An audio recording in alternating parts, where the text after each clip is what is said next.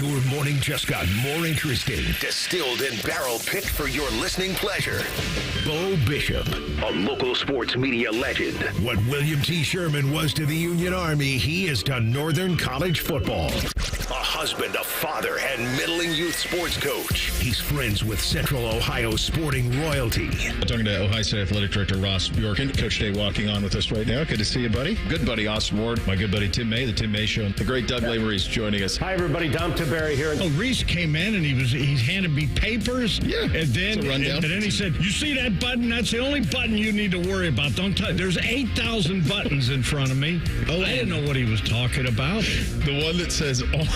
We blew the budget on this imaging, and only two guys answered our ad on Craigslist. Ryan Baker and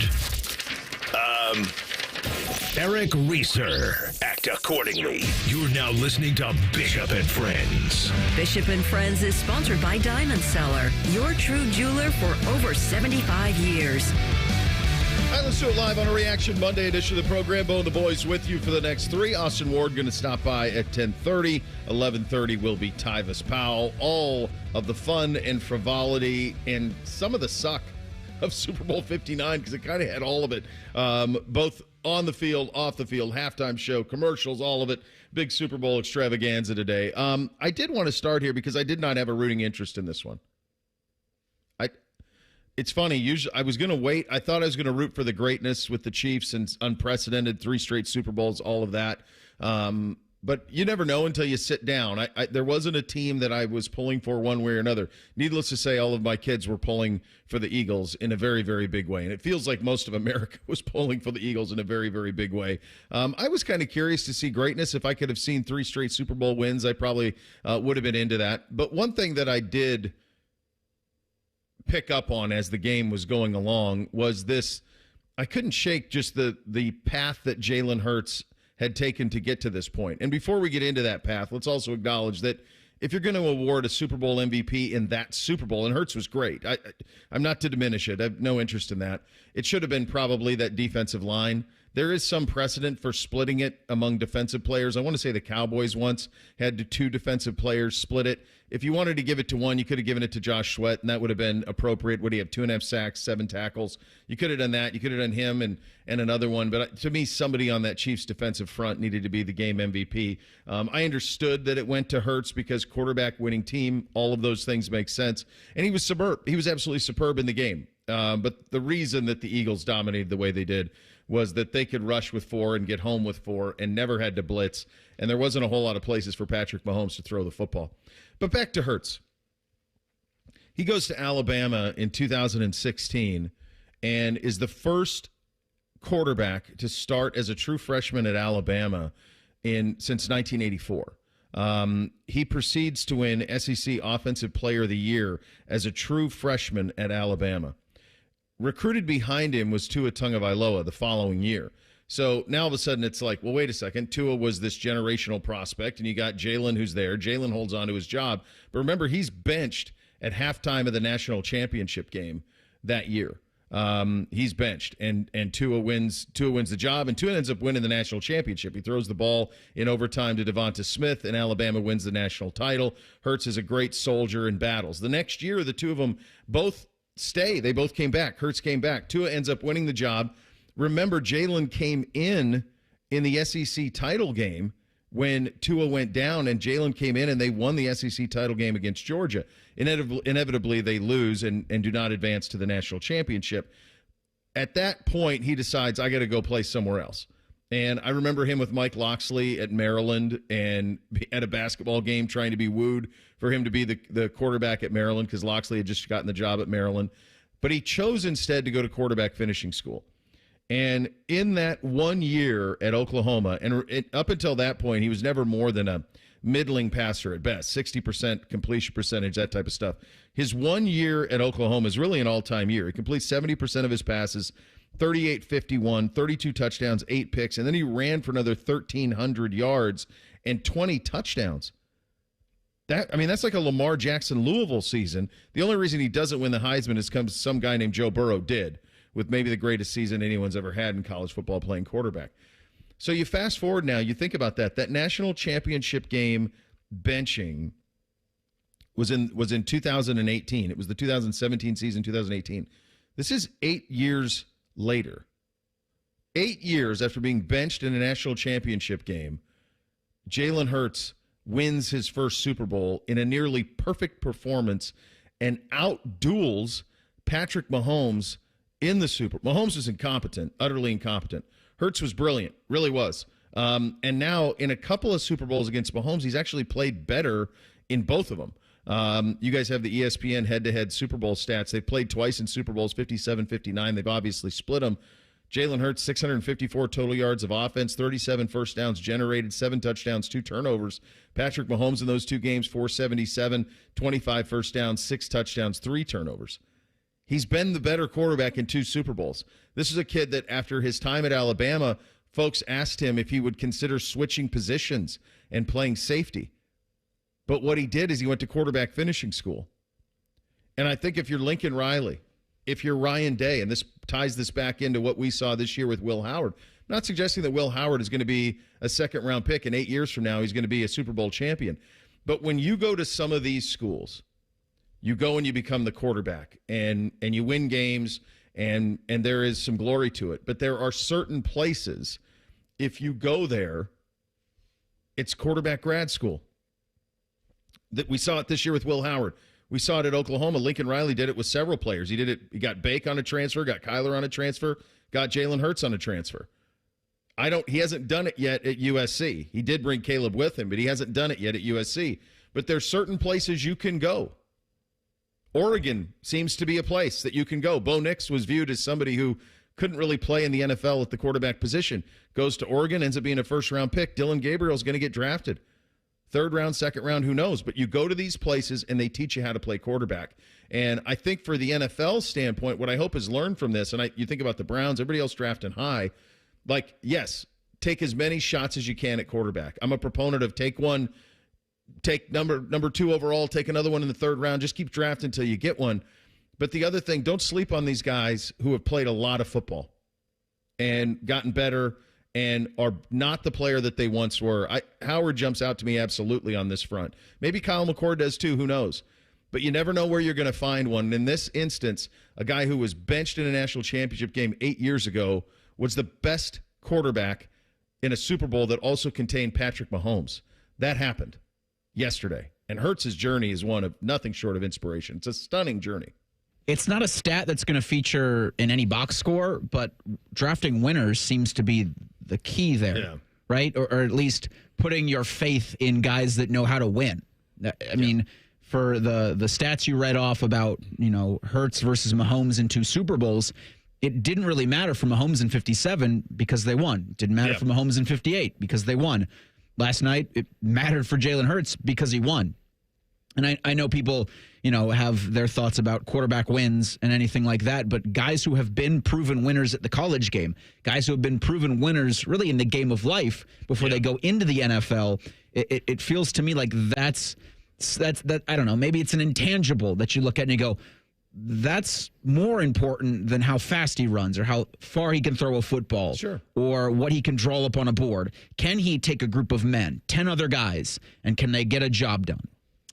And I think Jalen Hurts is just kind of the poster child for everything that has gone on in Philly. When you go back to New England in their run, sure, they had Tom Brady and they had Bill Belichick, but they found gems in the draft and guys that would just come in and would play their style and do so well. You think of a guy like a Mike Vrabel, who they brought in there. They didn't draft him, but they brought in a guy that would play on the offensive side of the ball when needed and just do whatever they needed. Philadelphia gets a Jalen Carter at the 9 pick, falls in their lap. They get Quinyon Mitchell and Cooper DeJean this year, probably drafted way lower than they should have been. Jalen Hurts, everybody in the league could have had that guy. Philly gets him in the 2nd round of the draft. Whatever they're doing in their organization with their scouting department or however they interview these guys or whatever they do, they are knocking it out of the park. Well, sometimes it's just take the best defensive player from Georgia. Yeah, having Georgia guys worked out pretty well for them. They did a lot of those guys, man. their defense is loaded with those guys. Yeah, I wish that there be something if there was just an easy kind of blueprint to follow on this, but you just never know. Nobody would have known. Obviously, to your point, Bake, everybody passed on Jalen Hurts. You just never know when a guy is going to click, and this is a situation where organizationally they've been behind him from Jump Street. They built an offense around him. They start every single possession 1st and 9. Just think about that. 1st and 9. That's an unbelievable thing to only have to get 9 yards because you know you're going to get it on 3rd and short on the tush push. It's happening. So, no, it is organizational. They were the better team top to bottom. It looked it in the game yesterday. It was not a particularly aesthetically a pleasing game. Not at all. Some of our other thoughts on the game, big Super Bowl heavy program for you. We're off and running on a Reaction Monday. Bishop and Friends right here on The Fan. Head to 971thefan.com to listen on demand and subscribe to all our podcasts. Wasting time has never been easier. The Fan, Ohio sports destination. You know that project you've been working on? Just chipping away at it, dreaming of the day you get to show it off? Then, when you're least expecting it, cancer. And finishing that project actually happens. I would know. I've been restoring this car for years, and today I'm giving it to my granddaughter.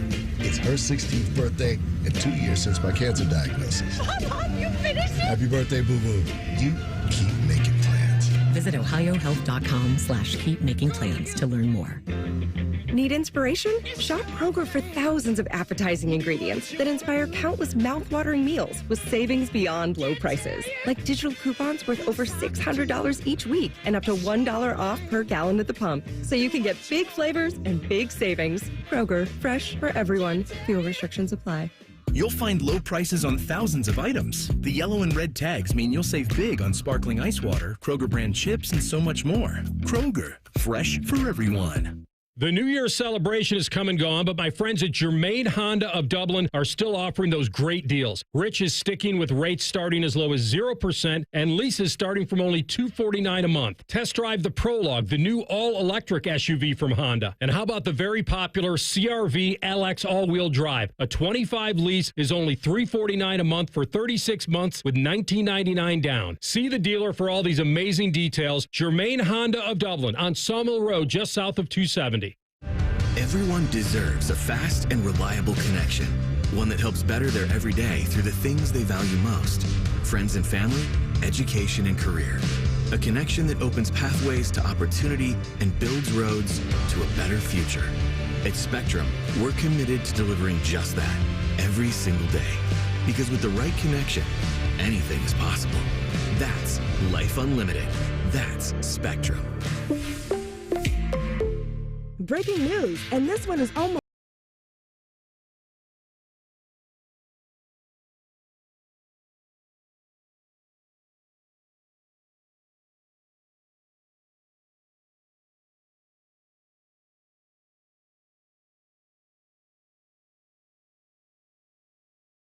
It's never ordinary at Bet365. 21 plus only. Must be physically located in Ohio. Gambling problem? Call 1-800-GAMBLER. T&Cs apply.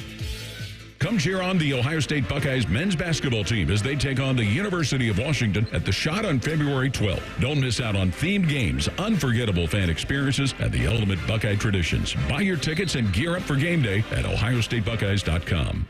Let Diamond Seller's Blue Box be a part of your forever. Join us February 21st and 22nd for Wedding Weekend and save big on wedding and anniversary bands. Plus, enjoy special no-interest financing on engagement rings. Visit Diamond Seller on Sawmill Road or at Easton Town Center.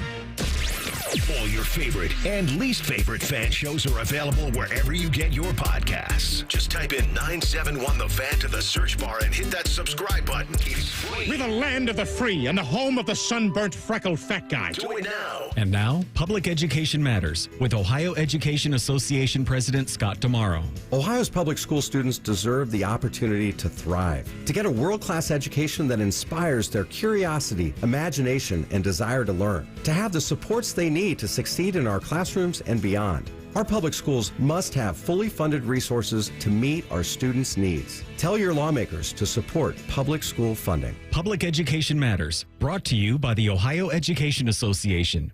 Feeling the aches and pains of everyday life slowing you down? Introducing Blue Emu, America's #1 emu oil formula for pain relief. In a recent clinical trial, 91% of users saw improvement after using Blue Emu. Whether you're working hard, playing harder, or just staying active, Blue Emu penetrates deep to relieve joint and muscle pain fast. And best of all, you won't stink. Join the 91% who felt the difference. Find Blue Emu at your local retailer or online. Blue Emu works fast and you won't stink. Fan weather. From the Logan AC and Heat Services Weather Center. Looking at a beautiful, gorgeous start to the work week. We do warm up to about 38 degrees this afternoon. Cloudy, but not as cold tonight, low 28. Snow showers on your Tuesday. Looking at about a dusting in the metro area. I'm meteorologist Dylan Robichaud with your 10 weather impact forecast on 97.1 The Fan. Your morning just got beefier. Morning Juice with Beamer, Bobby, and Shark. Weekdays from 6 to 9. The Fan, Ohio sports destination. The best hair on the air. You were listening to Bishop and Friends. All right, this is what I was dealing with last night. It was a terrible viewing experience. Terrible with my children. They just sucked. Beamsy says this right before the start of the game. He goes, "Oh, the Chiefs are going to win the toss. They're going to call tails and win the toss, and they're going to defer." And I go, "What are you talking about?" He's like, "Yeah, I saw it on a YouTube short. The NFL's rigged." You got a copy of the script? Yeah. He goes, I saw the script. I said, "Where'd you see the script?" YouTube short. Yeah, the Chiefs are going to win the toss. They're going to call tails, and then they're going to defer. So I'm going, okay, all right. I go, never mind the fact that there aren't that many options. The Chiefs were going to call it. They're the visiting team. They're either going to call heads or tails. If it's tails, they're obviously going to defer. So it's not like this guy, come on. No, but they believe it. It's just the NFL scripted. The NFL scripted. So I'm dealing with them scripted. Oh, it doesn't matter. Doesn't matter how much Eagles get ahead. Chiefs are going to come back. I'm like, dude, it's 24-0. The Chiefs have 8 yards of offense. I feel pretty confident that the Chiefs aren't going to win this game. They cannot protect. No. It's scripted, Dad. It's scripted. But it's beyond it. It wasn't just them. Like really smart people who I respect in many walks of life are texting me going, it's not safe. I'm like, it's done. It's 24-0. It's done. They can't block it. They can't do it. No, it's scripted. They want they want Mahomes to be the greatest player in NFL history. Why would the NFL care if Patrick Mahomes is the greatest player in NFL history? What would be their motivation for that at all? So that's what I had to deal with. I was dealing with conspiracy theory. At one point, I was texting somebody. I said, listen, when I think it was 24-0 when I even at 17. No, it was 24 right before half when they got it to 24. And I said, I tell you what, you can bet. I will bet you anything you want. I'll take the Eagles. You take the Chiefs. Anything you want. And anything. Crickets, of course. So what happened to the script? So this was my viewing experience. Was a combination of my kids and other adults believing that there's a script for the Super Bowl. How bad did it get when A.J. Brown was flagged for that offensive pass interference? Oh, right away. Right away. It's rigged, Dad. I heard it. I am not someone who likes to be on social media that much during games or at all. But as soon as that pass interference happened, I went straight to social media just to see all of it. I had to see the reaction from that because it was a terrible call, but I've never heard an announcer go as outwardly as Brady did on it. Like the way, and we'll talk about him a little bit later in winners and losers of Super Bowl, but he was so adamant, oh, you can't call it. It's between the two players. And even the rules expert, who was it? Was it Pereira? Yeah, Pereira. Yeah. He's like, yeah, probably would have held the flag in on that one. But it all evened out in pretty short order. In fact, I think the Chiefs got called more than the Eagles did. Every time Mahomes scrambled, which was a lot, it was, and any time there was positive yards, there was a holding. I mean, how many times did he ever scramble for positive yards where it wasn't called back because of holding? It was just one time after another. And he was their leading rusher, too. That tells you how bad it was for them. Nobody saw this coming. No. Not like this. I certainly, and we talked about this in the lead up to the game last week, most people would agree that Philadelphia was the better roster top to bottom. They had more talent. They've been really good the last few years, and then they added Saquon Barkley.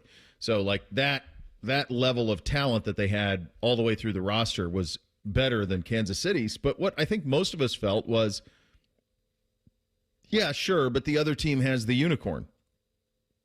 And if Patrick Mahomes has the ball in his hand last, which they've done a lot this year. I mean, they were 17-0 in one-score games. Lucky for them, there was no one-score game here. Philly put it out of reach. But it was just stunning to see the Chiefs so impotent and unable to get anything going.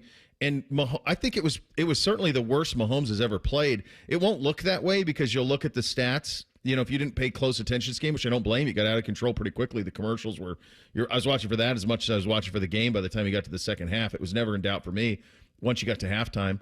It's probably the most inept I've seen a great player on a big stage since Peyton Manning was just swallowed up by that Seattle defense. I think that one was in New York, where that was like that Manning year where he had the all-time year, and then he was just completely inept in the Super Bowl. That's the last time I remember like a great team, kind of a great player being just completely snuffed out.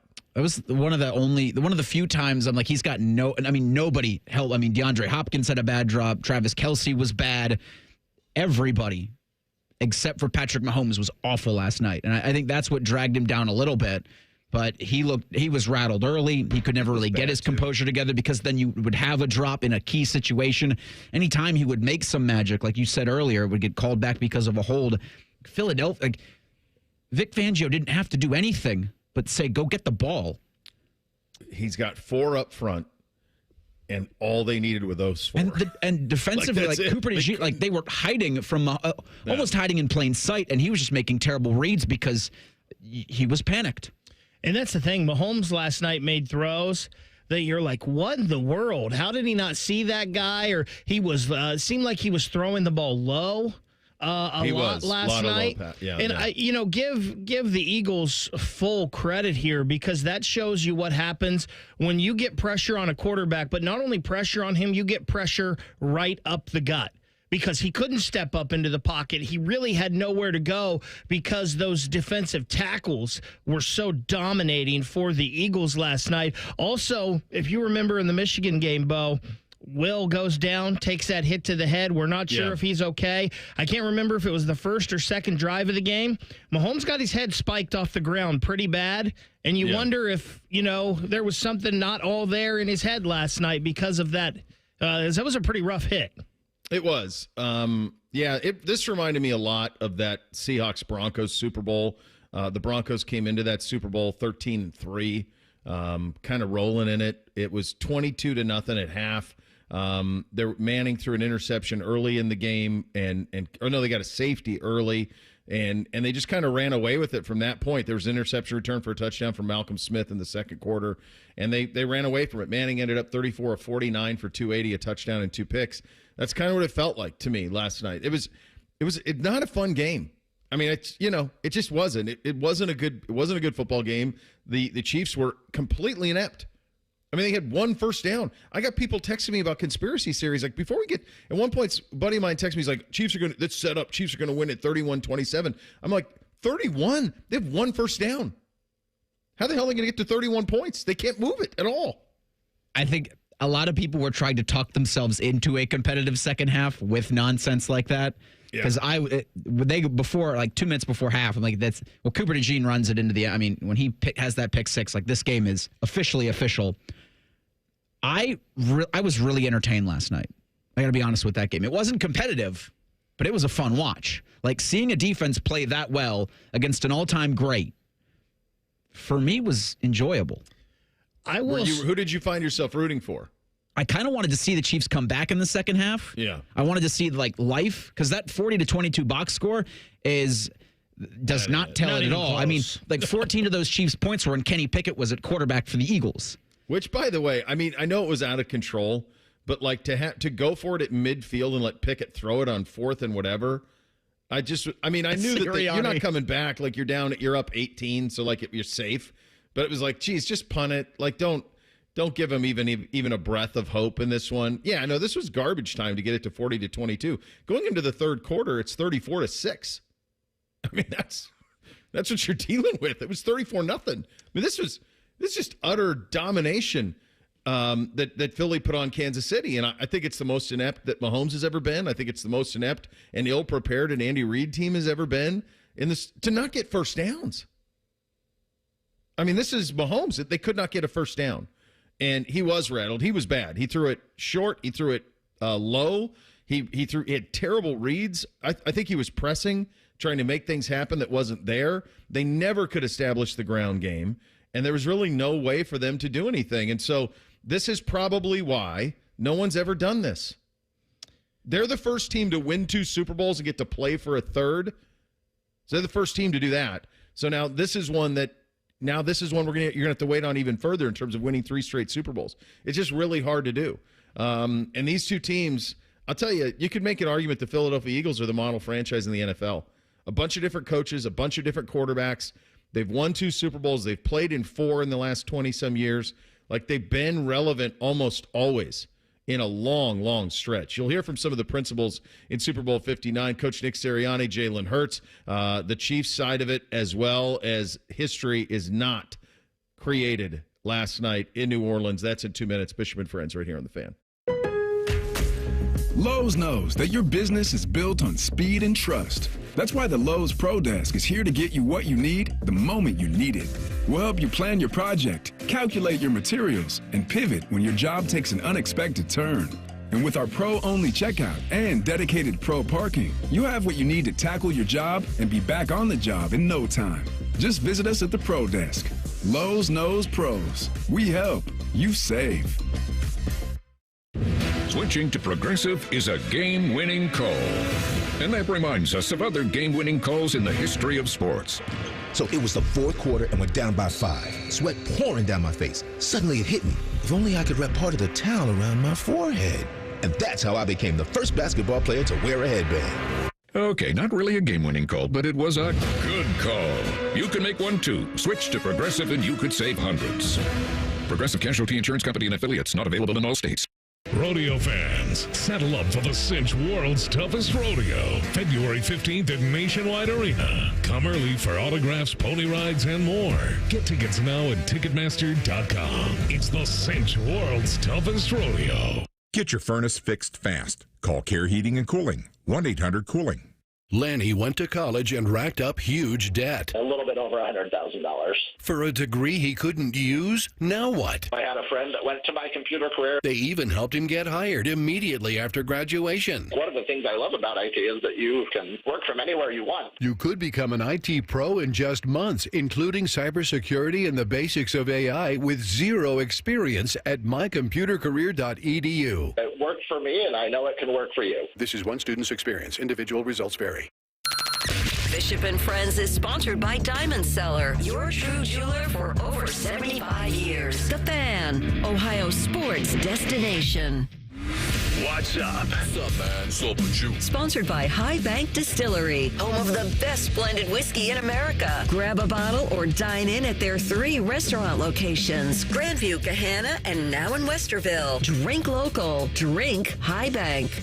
All right, here's what's up on the final reaction Monday of the season. Your Philadelphia Eagles are your Super Bowl champions, a dominant display over Kansas City. Nick Sirianni, a good Mount Union boy. Man, there's a lot of these guys who've got ties to small Ohio school. I mean, a lot of John Carroll guys, which is a school up in Cleveland area, private school up in Cleveland area, and a lot of these Mount Union guys. There's a cradle of coaches there. Sirianni's one of them, played wide receiver for Mount Union in the early 2000s and gets his Super Bowl triumph last night. The key to it, obviously, was the defense. The defense was unbelievable. Here's Sirianni on the pressure they applied to Mahomes. We haven't traditionally blitzed a lot. This year we've been able to get home with our 4-man rush and been able to cover there with the 7 in the back end. We were able to get home today with it as well. Again, we do what we think we need to do to win, not what anybody else thinks we got to do to win. And this was the way, we felt like we needed to go about it. Let's hear him talk about Jalen Hurts a little bit in terms of the progression Hurts made. Remember, they were 2-2. When they said, you know what, we got to get back to what we are, and they went back to running it. They put the emphasis on Barkley. Hurts bought into that. There were some growing pains with A.J. Brown. Didn't matter in the end. Everybody was on the same page. but it all came back to Hurts and the way that he played. Here's Serriani on that. Jalen's special, and the criticism, it just blows my mind because I think he's so special and won so many games and works his butt off and just continues to get better, can block out everything and just focus on the task at hand of getting better, putting yourself positioned to win each week, and he does a great job of that. And he had an unbelievable game today when we needed him to, because when you sell out to stop, we knew how good of a coach and how good of a defense that we were playing today. But when you sell out to stop one thing, another thing opens. And Jalen was able to take advantage of that today. And man, him and this team are world champs forever. Yeah, they certainly are. Here's Jalen Hurts, your Super Bowl MVP, on winning the Super Bowl and the way this team persevered. It's been a very unprecedented journey, and the journey is always the beginning until it's the end. I think it means a lot. Quantifying all that work over the years, embracing everything, taking every challenge head on, and taking every joy, moment of achievement and success head on as well, and processing them all as one. You know what's interesting about, if you were to ask folks around the league in the last 4 or 5 years which two operations had the best total rosters, top to bottom, I think what you would probably get most often, what you would hear most often, is Philadelphia and San Francisco. That they probably had the most talented rosters top to bottom. Offense, defense, great in the lines of scrimmage, weapons on the outside, weapons at tailback, quarterbacks who could make plays. What is the common denominator on both of those? They lucked into their quarterback. When you luck into your and it's not anything more than that. To Bake's point earlier, everybody could have had Jalen Hurts, who was a second-round pick. Everybody in the league passed multiple times on Brock Purdy. Everybody in the league, multiple times. So, but they didn't. They got lucky. They landed them. And then what that allows you to do is it allows you to draft high at other positions. And when you hit on them the way that the Eagles did and the way that the 49ers have, then you have that true organizational depth. That's the true organizational depth. That's what you're looking for. But you stumble into quarterback. That's it. You got lucky in both instances, and then you can build those overall rosters. So when you think about the situation that the two local teams are in here, you think about the situation that the Cincinnati Bengals are in, well, here's their situation. They got lucky. The number 1 overall pick in the draft was Joe Burrow. They landed on him. They paid him, but then they've missed on picks. The Cleveland Browns drafted Baker Mayfield number 1 overall. They weren't completely in love with him, so they tried to pivot. And now they're right back in that position, drafting at number 2 overall. And they're in the position of, well, what do? Do you build a line of scrimmage? You try to land the quarterback? My view on it is land the quarterback no matter what. Draft multiple quarterbacks until you find the guy. Because until you get one of these guys, you don't have a chance. And for anybody saying that Jalen Hurts isn't elite, I can't help you. Of course he's elite. He is a weapon that there's nobody else in the league that has, in that any time to start every possession 1st and 9. The idea that every 3rd and 2, 4th and 2 or less is a given is unheard of. There's an elite skill set that leads to that. And so when you're trying to build a team to get to this level, it all starts at quarterback. But then once you have that, you need to have a little bit of luck. And that's the Philadelphia Eagles have that. They have a combination of luck, landing in Jalen Hurts. By the way, they still had Carson Wentz when they drafted him. Wentz was still there. He was still there. So that part, so you luck out and you land on Hurts, and then you hit on all your picks. And they've hit. Howie Roseman is probably the best executive in the NFL the last 2 decades. And there's stability in that front office. They all row in the same direction. And there is a specific type of player they draft. And whatever that formula is, it elicits year 1 starters, year 2 stars, year 3 stars on the lines of scrimmage, at secondary and Cooper DeJean, at line. I mean, they got Zach Bond off the scrap heap. He's a first-team All-Pro. Anybody could have had him. That's an organization that is locked in top to bottom, but also needs a little bit of luck, and they got it by landing Jalen Hurts. Do we know who was the first person in that organization to say tush push? Because do they deserve their own bust in the Hall of Fame? Because a lot of teams have probably tried to do it, but nobody does it to the effect that Philadelphia does. And it might. There was consternation when they push into the end zone yesterday in the Super Bowl about like how legal that play should be. Doesn't matter right now because it is, but they're like the only team that's able to do it to that effect.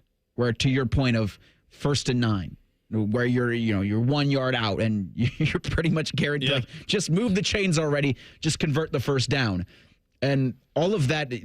That's just one ingredient for this thing. Like Saquon Barkley's another. Yeah. But it all centers around having that quarterback. And I think I answered my own question. How do they do it so well? The quarterback. The quarterback that has a trunk that can push better than anybody. So Serriani, he previously used it as the offensive coordinator for the Colts. So he's been doing it for a while. And it was just a combination of him doing it and Jalen Hurts being the best at it. But that advantage is unreal to start every series 1st and 9. Go ahead, Bake. And we've seen other teams try it, but nobody does it like they do for whatever reason. But we're talking about the Eagles here and all of this with their draft picks. And obviously this year they added Saquon, and we talked about Quinyon Mitchell and Cooper DeJean in the draft they had. But all of this, to me, just made me realize how hard it is to win in the NFL, because this is a team that 2 years prior had been to the Super Bowl, played an epic game with the Chiefs in the Super Bowl. Yep. Last year, they start the year 10-1 or 11-1, and then just have this epic fall apart. Like it just everything went haywire down the stretch. And it was like, is this team going to fall apart? Because it didn't make sense with all the talent on this team. And then they come back this year, and that to do that last night in that game to that team was just so impressive. Dude, they wanted to run Serriani. They wanted him 3 months ago. Get him out. Can't win. Can't win with him. Run him. We're done with him. Now he has one of the great moments at the end. They finally get to interview him, and his son runs on with his wife, and they get a big embrace, and he his eyes go wet and all of those things. I just can't imagine that. And you think about how maligned Nick Sirianni was as not being the man to do the job, and now here he sits. A lot of parallels with Ryan, honestly, here. The way that when you go on a run, and they did. They absolutely did. It was the most dominant Super Bowl we've had in a while. We haven't had one like this. The Patriots got all over the Rams a few years ago when McVay was kind of in his own head and Belichick. I think that was like 13-3. This is most similarly, though, to me, it reminds me very much of Seattle against Denver, when Denver was high-flying with Manning. They won the Super Bowl, Denver did a couple years later, but that's when Manning was a shadow of himself. This was when Manning would peak. I'm pretty sure he was the MVP, and the Seattle Seahawks just shut them down entirely. And usually when you shut down an attack like this also was reminiscent, honestly, of the last time the Chiefs lost in the Super Bowl to Tampa Bay, where they could not block that front. They could not. And I remember they told the story on the broadcast last night that Brent Veach, who's the GM in Kansas City, went up to Mahomes after they lost to the Bucs and said, "Be patient, we'll get this fixed up front." And they did. They won multiple Super Bowls since, but you can tell that they are not there up front. There's no threat in the run game, and there was no counter to what Philadelphia was doing on the defensive side. And Philly's a worthy champion and really one of the model franchises of all of this thing. Want to hear on the other side of it. You're going to hear from Andy Reid, hear from Patrick Mahomes, also take a look at the weekend that was in Central Ohio sports. That's coming up next. Bishop and Friends right here on The Fan. We have so many local shows, I can't fit them in a 10-second promo. So let's just say we're live and local all damn day. The Fan. Welcome to Nada Yada Island. Next on Metro's Nada Yada Island podcast. I almost fainted when the 4 new bombshells arrived. 4 free Samsung Galaxy A16 5G phones at Metro. No way. And finding out the 4th line is free. Oh, things got heated. That's wild. Join Metro and get 4 free Samsung 5G phones. Only at Metro. Plus tax. Bring 4 numbers and an ID and sign up for any Metro Flex plan. Not available currently at T-Mobile or been with Metro in the past 180 days. At Meijer, we work hard to bring more of the good life to your life so you can bring home more Perfectly plump and flavorful produce picked for precise freshness. Beautifully marbled, beyond brag-worthy certified Angus beef. And more must-have money-saving M-Perks rewards. Because saving more on local favorites is good, but bringing home more of what you love in every trip, that's the good life. We do more to make life a good deal better at Meijer. Buckeye fans, it's time for date night with Ohio State women's basketball. This Thursday, February 13th, join us at the Shot to watch the Buckeyes take on Minnesota. Don't miss out on themed games, unforgettable fan experiences, and the ultimate Buckeye traditions. Buy your tickets and gear up for game day at ohiostatebuckeyes.com. For a limited time at Speedway, get 2 big pizza slices and your favorite Coca-Cola 20-ounce for only $5 with Speedy Rewards. Choose from Classic 3-Cheese, Pepperoni, or Extreme Meat Pizza. Save big with the $5 meal deal with Speedy Rewards. Only at Speedway. Valid through 3/4/25. See app for full terms. Hey friends, Beamer here. I got an update for you. Last week, 42 pounds in 8 weeks. If you're waiting on this week's results, it has been 9 weeks and I'm down 46 pounds, all thanks to my friends over at Awaken 180. To be honest with you, everything just kind of has changed. I feel better. I'm less lethargic. I look forward to getting up in the morning. I even look forward to running around with Willie at home, outside, all kinds of good stuff. It's been tremendous. And the secret to my success, it hasn't been a breakthrough, but my coach, Natalie, she has been awesome. She tells me what to eat. She tells me when to eat it, which has really been nice for me. Big games, we know this last month has been crazy. She has been the health guru that I need. And also I'm not snoring, so I'm sleeping better, which makes sense for all the energy that I have now. If you've ever thought that weight could be a problem for you, or if you're thinking about addressing it, let my friends at Awaken 180 tell you and show you how to do it. Let them show you how easy it is and give them a call. That's Awaken 180 at 844-346-1800. That's 844-346-1800 or online at awaken180weightloss.com. Welcome to the Plus Side, where a AAA Plus membership means that an empty gas tank won't keep you from a full day, and where a dead battery can't stop you from being the life of the party. Because on the Plus Side, roadside mishaps don't have to ruin your day. With AAA Plus, tire changes, battery swaps, and emergency fuel are just a tap away. AAA gets to you faster, and if you need a tow, we'll take you further. Become a member today and experience peace of mind on the Plus Side. Towing is subject to a 7-day waiting period. Terms and conditions apply. Rothman and Ice are headed to the Big Easy for the football game that we're not allowed legally to say the name of. Sponsored by Low T Center, reinventing men's healthcare. Listen on the Fan. Watch it on the tube. Do it. When it comes to protecting my family's future, I want a life insurance company that's at the top of their game. That's why I got same-day coverage through Ethos. There was no paperwork, no waiting around, and no medical exam. I just answered a few health questions online, and Ethos set me up with a $3 million policy for about $2 a day. Go to tryethos.com and get it done today. That's TRYETHOS.com. TRYETHOS.com. Sample rates as a 10-year term life policy for 35-year-old healthy non-smoking male. Billed monthly. Something amazing is happening in workplaces everywhere. Devices are learning how people work and adapting to help them get more done. That's because CDW is modernizing experiences with Dell's intelligent portfolio of devices. Thanks to built-in security and AI capabilities, your teams can work smarter wherever they may be. Dell and CDW. Make amazing happen. Learn more at cdw.com/Dell Client.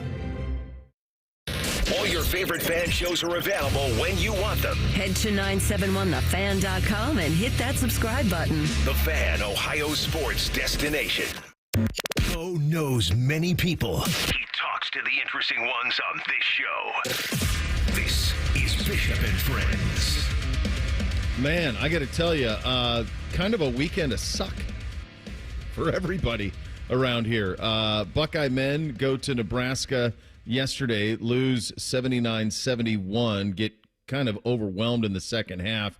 Devin Royal injury, a big part of that, obviously. They did have an 8-point lead in the second half that dissipated rather quickly. Here's Jake Diebler on that. I think there was a stretch there where, we missed some jumpers and they got some second chance points, after we had got some stops, and then that kind of started a little bit of separation. Thought our guys fought really, really hard. A few too many perimeter shots. Would have liked to just us be a little more forceful in the paint and give ourselves a chance to get to the free throw line a little bit more. But they hit some timely ones. I think you got to give them credit. And they made us pay when they got second chance shots. Yeah, this is why the win last week was so critical for them. If you think about trying to get to that 4-1 stretch, now you drop to 14-10 overall, 6-7 in league play, and honestly, you're going to have better in terms of who you've played than Nebraska does. But this is going to be one of those teams you're going to have to deal with, and they got you at their place. So that was pretty tough. The Buckeye women went on the West Coast and lost twice to both UCLA and USC. UCLA end of last week 65-52, and then over the weekend buried at USC 84-63. So that's tough. Buckeyes ranked 8th in the country, though. That's very good, but back-to-back losses. And I think if you're Kevin McGuff's crew, like it would have been very nice to win one of those games at the top of the sport. Like they're at the point now where they've scaled everything but the mountaintop. They're right there. They're like that last base camp when all those folks are trying to scale Everest. They're at the last base camp. It's one more thing they got to do. And these are 2 regular season games, so it's, it is what it is. But at the same time, it's just there's one more level of it in terms of making a Final Four and trying to contend, and potentially UCLA and USC in your own league are teams you're now going to have to deal with. So disappointed to lose them both there. They've had a couple games over the past few years, like one of the Caitlin Clark games, and last year, I can't remember who it was, but they beat number 2 in the country, and they're right there, Bo. Like you said, they're right on the precipice. They're one of those teams that, like, you expect to be an Elite 8 team every year, but you don't know if they're a Final Four yet.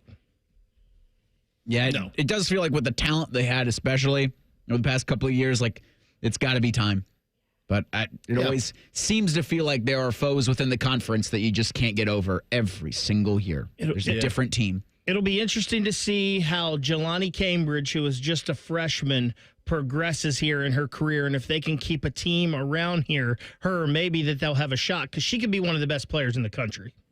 I mean, they kind of have that. They've had this run of players from J.C. Sheldon to Cody McMahon. Kelsey Mitchell. Yeah, Kelsey Mitchell years ago. Like, they've had a run of really great players and really great teams. It just seems like there's just one more level.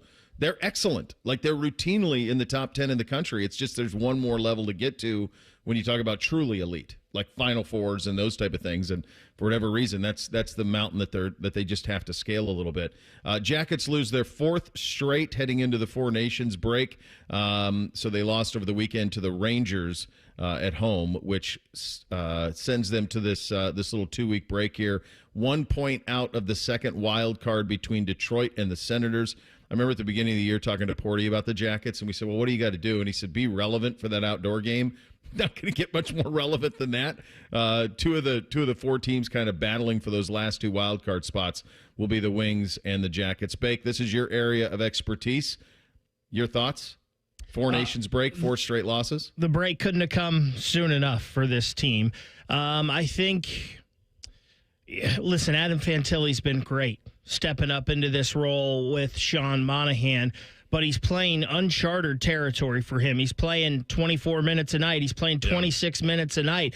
That's just a lot on someone, plus the added responsibility of playing the other team's top center all the time. Like we talked about, he went toe-to-toe with Austin Matthews and won, and he's playing these guys, but that takes a toll on you eventually. This break couldn't come at a better time. And also, we've talked about it a lot, Bo, on the other side of this break, the 22nd, surely all signs point to Boone Jenner being back in that lineup. What's this 2-week break going to do for Yegor Chinnikov? And then not long behind that, you've got, Fabro should be back probably on the other side of this break too, but then not long after them, Goodbranson, Marchenko, Monahan, all these guys coming back. So this break came at a great, great time for them. The only person it probably wasn't great for was Elvis, because he's been awesome. I wonder, Thursday, USA plays Finland in the Four Nations face-off round robin, if maybe you just leave Zach Werenski at home. I asked Tyvis if it was un-American of me to wish that Z wouldn't play. On the Four Nations face-off? Well, he thought it was un-American of me to say that Z shouldn't play on Thursday. Well, Quinn Hughes isn't playing, if that means anything, and Vancouver's not in the spot the Jackets are right now. I think Zach's going to play because I think it means a ton for him to be on Team USA. And I think in terms of his growth as a player, it's invaluable. One thing that I think we have a hard time with this because it's easy when it's Olympics because you can wrap your head around what an Olympic gold medal would be. It's even easy when it's like a world championship, and they've done that. It's their version of the World Cup that they've done before. Hockey tries all of these things. The problem is the Olympic break. It happened. Imagine owning an NBA team or an NFL team or a baseball team, That'd be cool. and randomly in the middle of your season, your best players are going to be taken to go play for country. Like, it's kind of like what happened. The only thing I have for point of reference is the World Cup a couple of years ago in Qatar, when it was too hot to do it in the summer, so they had to play it in the winter. And all of a sudden, like, the best players in the world went to Qatar in the middle of their regular season. I mean, that's kind of what we're asking for. Now, the crazy thing is it's the best thing that can happen to hockey when it's at the Olympic level, because nothing gets you more excited than rooting for Team USA. And we've seen those incredible runs that have happened. You're never going to forget some of those games. That gold medal game between USA and Canada in Vancouver was one of the great sporting events you've ever seen. But the problem is like, this one is very much manufactured. I don't know how closely I'll follow this, if at all, over the next couple of weeks. Like, what have the Finns ever done to me? I got no beef with the Finns. What am I going to do to go with the Swedes? I like both of them have nice flags. I guess if you want to stick it to Jarmo Kekalainen one more time. I guess. Like, but what's the worst thing I could say about the Finns? I'm not, it's fine. I like Canadians. It's like there's nobody for me to hate. That's where I don't feel too much like a communist when I say you don't need to represent your country in this, because no Russians. Yeah. Listen, I will tell you this. I'm not all like, I'm Blue Jackets in this stuff when it happens. So like a couple years ago, when USA and Russia had that great shootout game, and it was Bob versus TJ Oshie back and forth. Bob was my guy. I love Bob, and I hate TJ Oshie. Comrade Baker. I had a hard time rooting for the USA there because I can't stand TJ Oshie, and I loved Bob. But listen, when Canada and the United States play in this thing, I don't know about you guys, but I'm locked in when Canada and U.S. are going to play. Hold on a second, just so we're clear. You're big USA over Canada, less so Russia. No, I'm just saying that's like Canada, USA. I think he might be a comrade. He's saying he loves Russia. I think he's a comrade. I won't lie. I was kind of rooting for Bob in that. Oh my God. I will tell you this. One thing I always liked about the Russians, I liked that their spelling of Tsar is TS. I liked it. Czar. I like the TS spelling of Czar more than the CZ. I've always been a fan of that. I thought that's a bold way to do it. Yeah, and when they do an upheaval, they do it right. You talk about, Bo, you did they'll get rid of a monarchy. I'll tell you what. You did say last week you liked the Soviet Union national anthem, I believe. No, we're the adversary. I like that hammer and sickle, all of it. I like that. I liked as a little kid hiding under my desk as a kid to practice nuclear training in case a nuclear bomb went off. That's what they said. All you got to do is get under your desk, kids. It's going to be fine. They don't make villains the bell like would that. ring. We'd get under the desk and wait. Okay, there it is. We did our big practice for the day. Well, I'm sure that'll solve it if there's a nuclear bomb in Montana. That's going to me under my desk. That'll keep me safe. This IKEA desk is no problem. It'll keep you safe. Can you imagine if I'd seen Chernobyl at that point? I have a very different view of it. Second hour of the program up next. What are some of your winners and losers? The halftime show, the commercials, the broadcast. What did we like? What didn't we like? It's coming up next. Bishop and Friends right here on The Fan. Question from a listener. Do you dopes ever get tired of talking about Ohio State? No. The Buckeye Show. Weeknights at 6. The Fan. Men, this is Jeff for Tri-State Men's Health. The one you love is the light of your life. And if you're like most of us, you want to do whatever you can to nurture your relationship. But if you're suffering with erectile dysfunction, you know the impacts the condition is likely having on you and your partner. ED is a relationship destroyer. It can contribute to depression, distancing, conflicts, and even breakups and divorce. And what's so disturbing about this is that most men who suffer with ED can be successfully treated, but a lot of guys don't seek treatment when they should. At Tri-State Men's Health, we have protocols that are effective in well over 90% of cases. In fact, if you're like most guys, you could be having great sex within a day or two of your first appointment, and maybe find you're performing like you haven't in a long time. So call Tri-State Men's Health today. Your initial visit is only $99 and includes blood work, a medical consult, and if medically advised, a test dose. And if that test dose doesn't work in the office, your visit is free. Call 800-900-9654 or go to tristatemenshealth.com. We have 6 offices across the tri-state area to serve you. Bobby Carpenter here for Germain Toyota. Swing by Germain Toyota and ask for Marcello and discover unbeatable deals and a wide selection of new and certified pre-owned Toyota vehicles. Visit them at germaintoyota.net. Germain Toyota on the corner of I-70 and Bryce Road. Care Heating and Cooling. Honest technicians, honest pricing. Call 1-800-COOLING. Hey, it's Anthony. I got to tell you, when you don't have the support you need, it affects everything. Feet, knees, hips, back, even your mood. I finally went to the Good Feet store, and once I was personally fitted for my arch supports, I felt a ton better. I will never wear another pair of shoes again without sliding in my personally fit Good Feet arch supports. That's because they help me eliminate my foot pain. It's such a good feeling knowing that I can be on my feet and not worrying about I'm going to wake up with low back pain or feel a weakness somewhere. I trust the Good Feet store because for more than 30 years, they've helped thousands of people just like me get back to feeling comfort on a daily basis. They take pleasure in that. And it's their personal 3-step system designed to support, balance, and strengthen your feet that guides them into their ideal position. I'm the proof. I wear them every day, even when I'm biking at the gym. So go in, take the free test walk at the Good Feet store on Polaris Parkway and on Stringtown Road in Grove City or goodfeet.com. Get Eco. ECO. Aaron, I've been thinking. About what? About how you invented a way to fix ACs for free. Get Eco. ECO.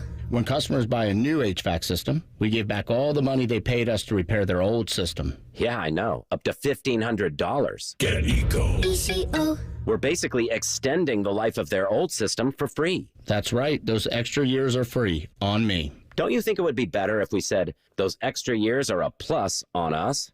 Sure. We can say that if you want.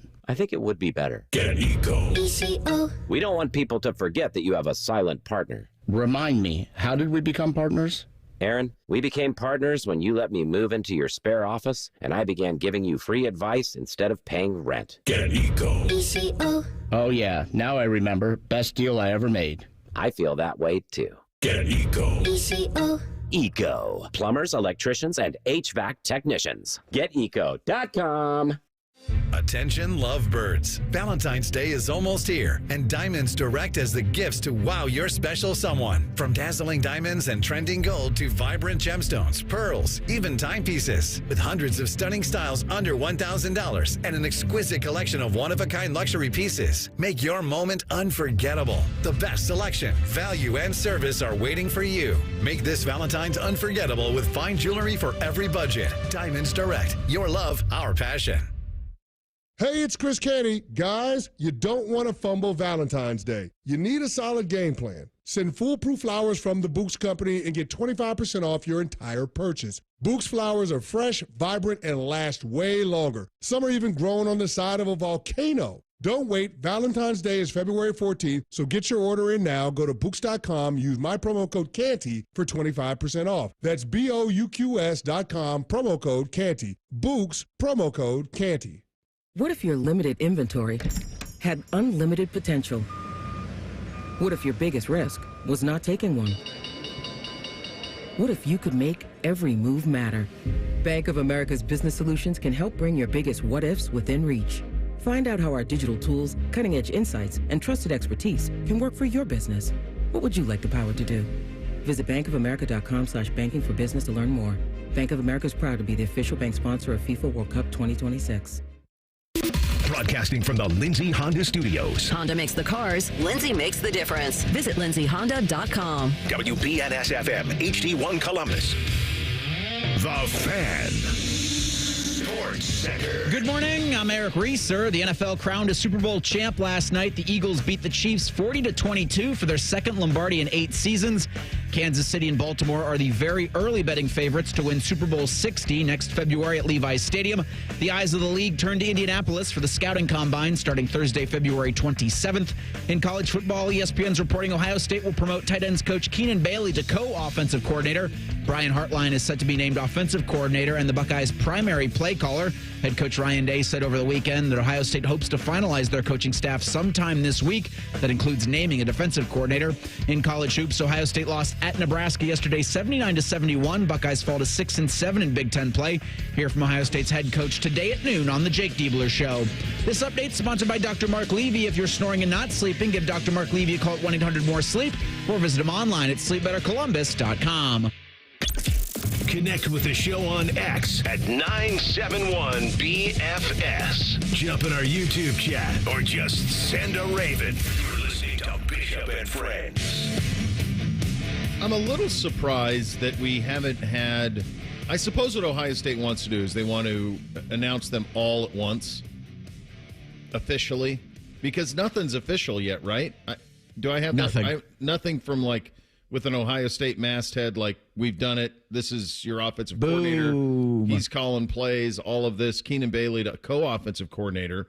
So you'll have. I mean, this is bold stuff. You've got Keenan Bailey, Brian Hartline, and then Tyler Bowen, who's the new run game coordinator and offensive line coach. So you have a kind of triumvirate there with Ryan overlooking all of it. But it's a lot of titles on that side of things, and we'll see what happens. Austin will join us at 10:30, about 28 minutes from now, and get a little view on kind of the timeline of all of this. Obviously, they're waiting on defensive coordinator, so that's kind of the last thing out there. Now, there could be a ripple effect from that, too. Like, is the defensive coordinator on staff? If so, then do they go hire somebody else to do something to fill that person's job? That'll be something to kind of watch here. But my hunch is they'll just want to do it all at once is kind of the view of it. Saw the Thamel reporting on the other one as well. All right, winners and losers from Super Bowl 59 off the field. So the Chiefs, obviously the biggest losers on it. In terms of production value, commercials, halftime show. Let's start with Kendrick Lamar. This is the first time at one of these that I felt really old and out of touch. And it occurred to me how much I loved the Snoop, Dre, and Kendrick was in that one, 50 Cent, all of that. And I thought to myself, well, dummy, you liked it because they're all old like you. And so it's nostalgia, right? Don Draper was right. Nostalgia is potent. It's very potent. So then when you start hearing all those songs, ones you knew, it was like, yeah, no brainer. Now, Kendrick Lamar's been around a while now, and I'm certainly well aware of who he is. But I don't know his music. And I think probably a great many of folks my age didn't. And the amount of texts I got and the amount of stuff on social media going, yeah, this sucked. And I thought it sucked from the standpoint of I didn't know the songs. But guess what? It wasn't for me. Guess who did know the songs? The three humans sitting to my right. They knew all of them. And NBC was bouncing around. He knew them. Bootsy knew some of them. And Beamsy knew a lot of them. Like, they thought it was awesome. They were all the way into it. So I just kind of came to the realization that I'm just old, and that was the first halftime show that was not at all geared towards me, which is fine. Like, it's okay. I can acknowledge. I'm sure that there were Super Bowl halftime shows that a generation older than me watched and went, I don't know any of this stuff. But this was my kind of crossing the Rubicon. Okay, you're old. This isn't for you. And, Bo, I'm in the same boat there. The only thing I knew from that halftime show was Samuel L. Jackson. That was it. I saw Serena Williams. You knew her. I didn't even pay attention. I didn't see her. Serena Williams just shows up. I go, wait a second. Is that Serena Williams? And supposedly that was you, Eric. You can correct me if I'm wrong. That was another shot at Drake because he used to date Serena or whatnot. But, yeah, that's all I knew. Like, I'm not going to stand here and critique it because I didn't know any of it. But, Bo, like you said, they've already got you and me. They're not trying. We're not going anywhere. The halftime show isn't for us because we're already there. They're trying to get the other viewers in there. Yeah, it's the pop culture push. And I do wonder if they pivot, like they do a complete 180 to something current and they go something more alt-rocky and a little older for next year at Levi Stadium. Like, they go back and forth for these things sometimes.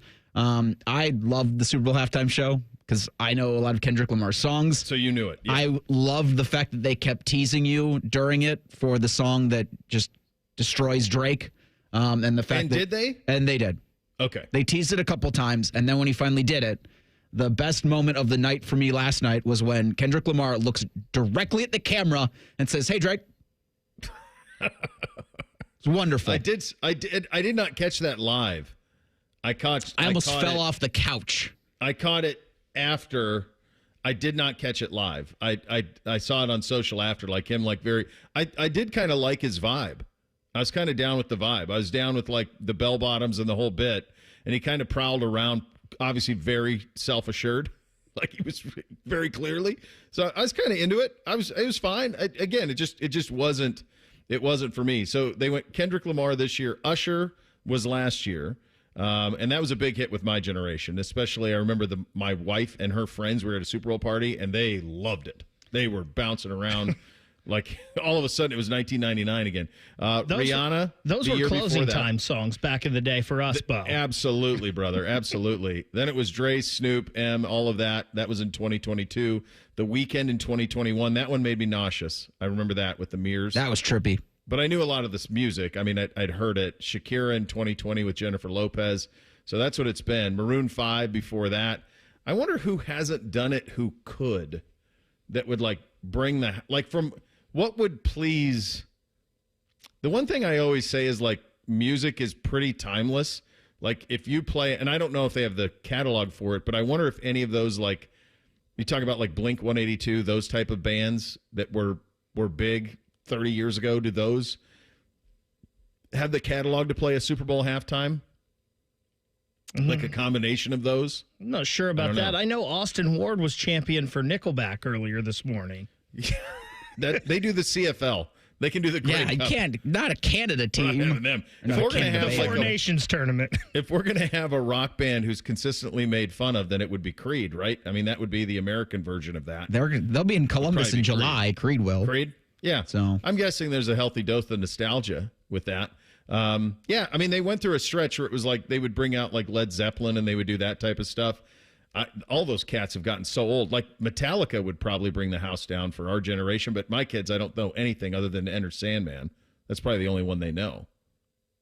Metallica will be here in May, and I think this is their last tour. This is the end of the road. But they, for the right price, they could be coaxed. Like, I don't think Taylor Swift's done a halftime show. So is this the right time to do it when, I don't know, it feels like... She would have been booed off the stage if the way that the audience is ready to view her yesterday. So last night, yes, but I wonder if Travis Kelce, if this is his swan song, and you get a year without her constantly in your face, then you bring her out for the halftime show if it's a different reception. I don't know. Maybe. I mean, obviously, people love her. She could sell out tours forever. This is probably it, though. I think that's what I felt watching. I'm like, okay, from here on out, I'm not going to know this stuff going forward. They're going to trot somebody up there that I'm just not going to know the music. It's fine. I'm old. But one for our generation. What about Pearl Jam? Would they put on a big enough show for the Super Bowl halftime show? Or they can, but I don't know that they have a song anybody knows in the last 25 years.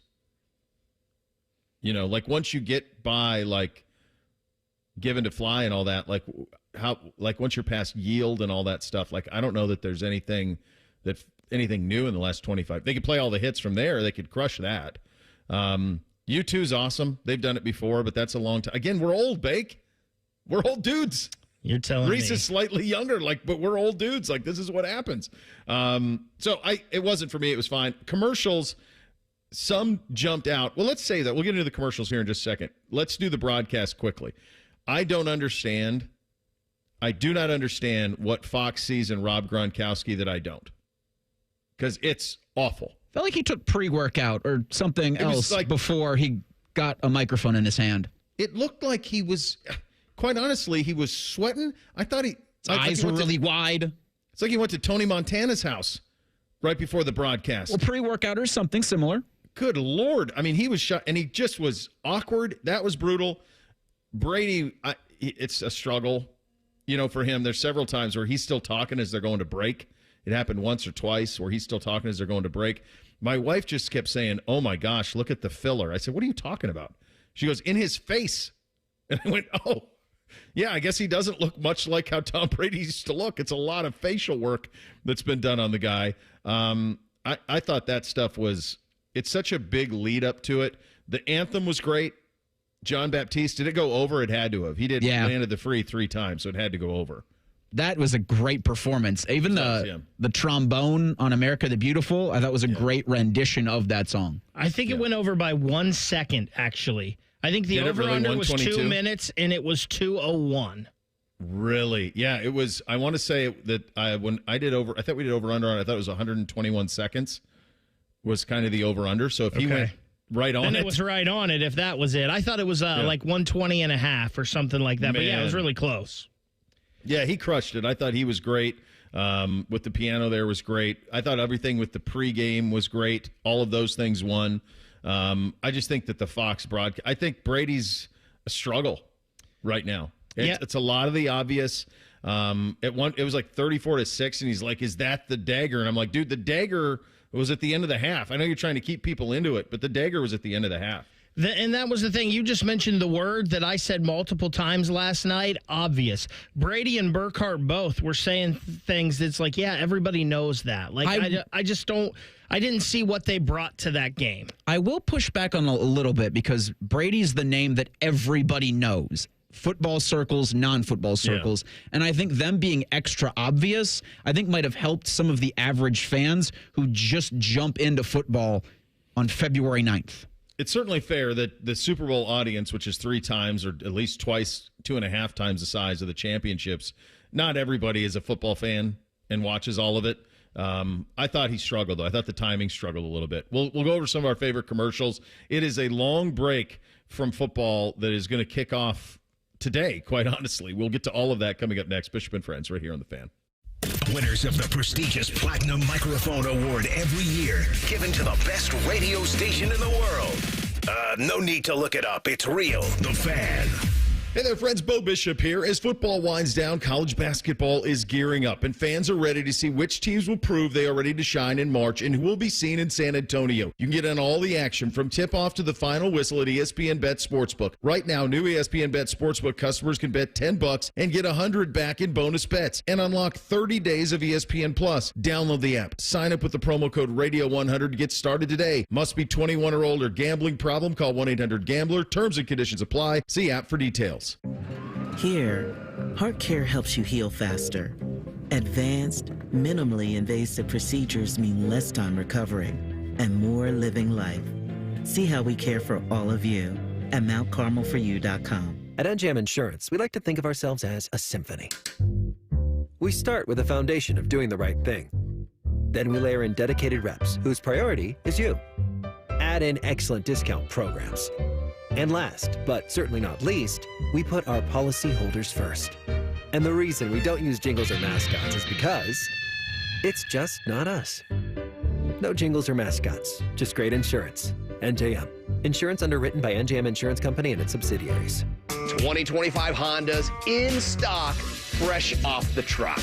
Come test drive one during Lindsay Honda's Cash for Clunkers. Up to $2,500 or $3,500 minimum for any trade. Just bring your clunker to Lindsay. 2025 CRVs and Ridgelines, both $299 a month. That's $299 a month or clunker cash going on now. The lot is full and the deals are on. See lindsayhonda.com for details. 1-877 Cars for Kids. KARS Cars for Kids. 1-877 Cars for Kids. Donate your car today. Donate today at carsforkids.org. That's cars with a K. Your car can be picked up as soon as the next day. Receive a tax deduction and vacation voucher. 1-877 Cars for Kids. Donate your car today. Now accepting donations of land, homes, buildings, or any kind of real estate. Welcome to Nada Yada Island. Next on Metro's Nada Yada Island podcast. I almost fainted when the 4 new bombshells arrived. 4 free Samsung Galaxy A16 5G phones at Metro. No way. And finding out the 4th line is free. Oh, things got heated. That's wild. Join Metro and get 4 free Samsung 5G phones. Only at Metro. Plus tax. Bring 4 numbers and an ID and sign up for any Metro Flex plan. Not available currently at T-Mobile or been with Metro in the past 180 days. Hey, Bobby Carpenter here from Carpenter Heating, Cooling, Plumbing, and Electric. Maybe your furnace isn't running so well. Maybe you need a new tankless water heater, or maybe it's just a leaky sink. Let my team take care of you the same way they take care of all my championship buddies. Check us out at carpentercolumbus.com. Common Man and T-Bone. Got your new watch on today. That's it's a gold watch. That's the real radio segment we're doing here. Look at the watch.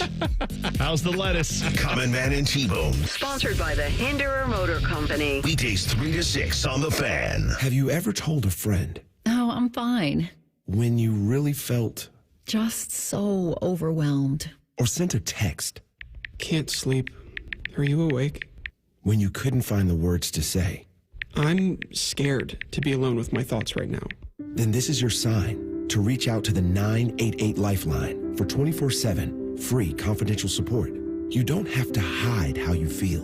Text, call, or chat anytime. We plant trees because people need trees, and when planted in the right place, they have great impact. Trees help slow climate change, filter our air and water, foster biodiversity, and strengthen our communities. They create the kind of transformational change the world needs now. April is a month filled with opportunities to care for and plant trees. For planting resources, contact an Ohio ISA certified arborist who can help you learn how to take the best care of your trees. Visit trees4ohio.org. That's trees4ohio.org. Fan weather. From the Logan AC and Heat Services Weather Center. Beautiful out there today. Highs in the upper end of the 30s. Tuesday looking at some scattered snow showers, high 38. Wednesday looking at rain. There could be some freezing rain that mixes in at times, high around 40. I'm meteorologist Dylan Robichaud with your 10 TV weather impact forecast on 97.1 The Fan. We're your radio home for the Buckeyes, Browns, and all the NFL games you can handle. We may have a bit of a football problem. Oh, yeah? The Fan, Ohio sports destination. First Friday miracles are always better with Uncle Bo. This is Bishop and Friends. Indeed it is, and as always, we are sponsored by our friends at Diamond Cellar, your true jeweler for over 75 years. McNeil had a great post over the weekend, as he typically does, kind of the king of Twitter. Had a great, or X, I guess, great post with the Nate Bargatze skit from SNL, where they make fun of how the United States came up with random things like the foot in the yard and all of that. He had the picture of Bargatze and those guys from the Revolutionary War that said, "It shall be called the Super Bowl and will be a huge national event played deep into the night on Sunday when everyone must go to work on Monday. Why not play it on Saturday? Nobody knows." He's right. It's crazy. I'm sitting there as the boys go to bed. The two littles went to bed. They always go to bed a little bit around 9. And you're in the third quarter. The game's over. But it's like, why didn't somebody stand up at some point and say, hey, maybe just play the sucker on a Saturday and do that and just really, really live a little bit as opposed to forcing this thing in on a Sunday. Eventually they'll get to a point where it aligns with President's Day weekend, but it is wild that they've just continued to play it on Saturday or Sunday all these years, and everyone is kind of gloss-eyed heading into work on the day after on this Monday. Yeah, it's the NFL's stranglehold on a day, and I wonder if someone did suggest it to Goodell at a meeting, that was the last meeting that person was ever seen in. Just you want to give up Sunday? Kind of makes sense to do it on Saturday. Then you got a long time to let it breathe. I guess from a news standpoint, you get the full Monday reaction, but I think you'd have that anyway. Yeah, you wouldn't change. Monday, Tuesday, Wednesday, Thursday. Yeah, it wouldn't matter. All right. My Super Bowl ads that caught my attention. And again, I'm a man, I'm 40, so it's stuff some of these I don't even know what they're for. I thought that one of my favorites, I did enjoy the Bud Light with Gillis, Post Malone, and then Peyton Manning coming in late and kind of being a better actor than all of them. In the jorts with the smokehouse lawnmower thing, I enjoyed that one. That was a Bud Light ad, so I thought that one was clever and funny. That one jumped out to me. I thought the one that I actually laughed out loud was the one with Seal. As a seal? Seal was a seal? Mountain Dew. Was that Mountain Dew? Yeah. That was great. It was awesome. Now, my kids had no idea who Seal was, so I had to explain. They were like, what is that? And I'm like, no, that's the guy's name's Seal. Don't you see? He's an actual seal. That's what's happened. So then there was that. I did like the one McConaughey did where he was his whole premise was football is all about food. It might have been Uber Eats. Yes. Was that Uber Eats? Yes, it was. I did like that one where he was a different character kind of in all of football history. There's so many celebrities in that ad, too. It was a ton. There was an absolute ton. Those three jumped out to me. Any jump out to you guys? So I like Detroiters. So I like the Totino's Pizza Rolls, R.I.P. Chasmo, because it's just that dumb humor that I giggle a little bit at. Yeah. I thought that one came late, right? Yeah, it was a late one. That was a bitter pill for us to swallow in the household because I went to the boys and I said, what's the one thing all of you want? And I'll make sure you get your Super Bowl snack. And NBC was like Totino's Pizza Rolls. And with all of the stupid basketball that I had this weekend, I went to the grocery store Friday night after picking them up from basketball practice, and they were out of pizza rolls. They had none. That tracks. And so I'm like, my God, I've never seen this before. We're out of pizza rolls, which are undefeated. It's the greatest Super Bowl snack you'd ever want. And now we finally have an air fryer, so I was excited because that apparently makes them perfect. And I'm like, this is everything you want. I can't wait to burn the inside of my mouth off completely. I need to regenerate that skin in there anyway. Let's do it. And couldn't find them. So like when that ad aired, NBC just kind of looked at me and just stone-faced, just not pleased because I had let him down. I got the brothers their favorite snacks, and I dropped the ball on his. Heartbroken. Absolutely heartbroken. The seal one for Mountain Dew was the one that definitely stuck out for me, Bo, kind of like you. The other one, and I don't know, maybe it's because they've always had Super Bowl ads, and maybe it's because they're incorporating animals, I don't know. But the one with the Budweiser Clydesdale, and he said, no, you're not ready yet. You got to stay, and they drop the keg, and he tugs at the heartstrings. It there. Yeah, I love that one. But the seal one was the one of the night for me. That's also an example of we're old because the boys didn't have any idea the significance of the Clydesdale. Dad, what's that horse doing? I had no idea. And like, there's probably. What does that have to do with beer? I would say the Clydesdales are probably the most synonymous with Super Bowl ads, right? There's been a Clydesdale in a Super Bowl ad, I feel like every year my whole life. Yeah. The only other thing that pops out to me for something like that is the Coca-Cola polar bear. And that hasn't been around for a long time. Yeah, no, it's been a minute. Some of this ones, we went through that year where everything was Bitcoin, and now you're getting a little bit less of that out there. So I just pulled up Yahoo. They have their best Super Bowl commercials that they absolutely loved. Oh, another one that was good was the David Beckham. You have a brother, Other David, which was what was that for? I have no idea. Okay. I have no idea. It was Other David, and then it was Matt Damon. That was pretty funny to kind of. There were moments like the Dunkin' Donuts one, where you had the Affleck brothers, but no Matt Damon at the beginning, and you had Bill Belichick, and you had his 24-year-old girlfriend. How about that? How about leaning that? into it? He's leaning all the way into it. Good for Bill. The ultimate flex. She pops up in a Dunkin' Donuts commercial. How does that conversation go? Hey, Bill, we want you to be in a Super Bowl ad for Dunkin', and you're going to be with the Affleck brothers. Yeah, I'm going to need my girlfriend in it, too. Oh, okay. I did think of that. The other thing that was funny about that was they had Jeremy Strong, like, in the coffee. Because notoriously on Succession, he was a method actor who drove everybody nuts. So they actually have him in the coffee. I thought that was pretty good. The pickleball one was good with the Mick Ultra, with the mom from Home Alone and Willem Dafoe as like pickleball aces who play for the Mick Ultra. That one was pretty solid. What was the creepy cowboy hat head one? That was really like weird. Tubo or Tubi? I had no clue. I was just like, what is that? I was not a fan of that. I don't want meatheads, like flesh cowboy hats. I definitely don't need that in any way, shape, or form. Don't need that to be a part of it. Yeah, there wasn't anything that was like a big theme, though, right? There wasn't.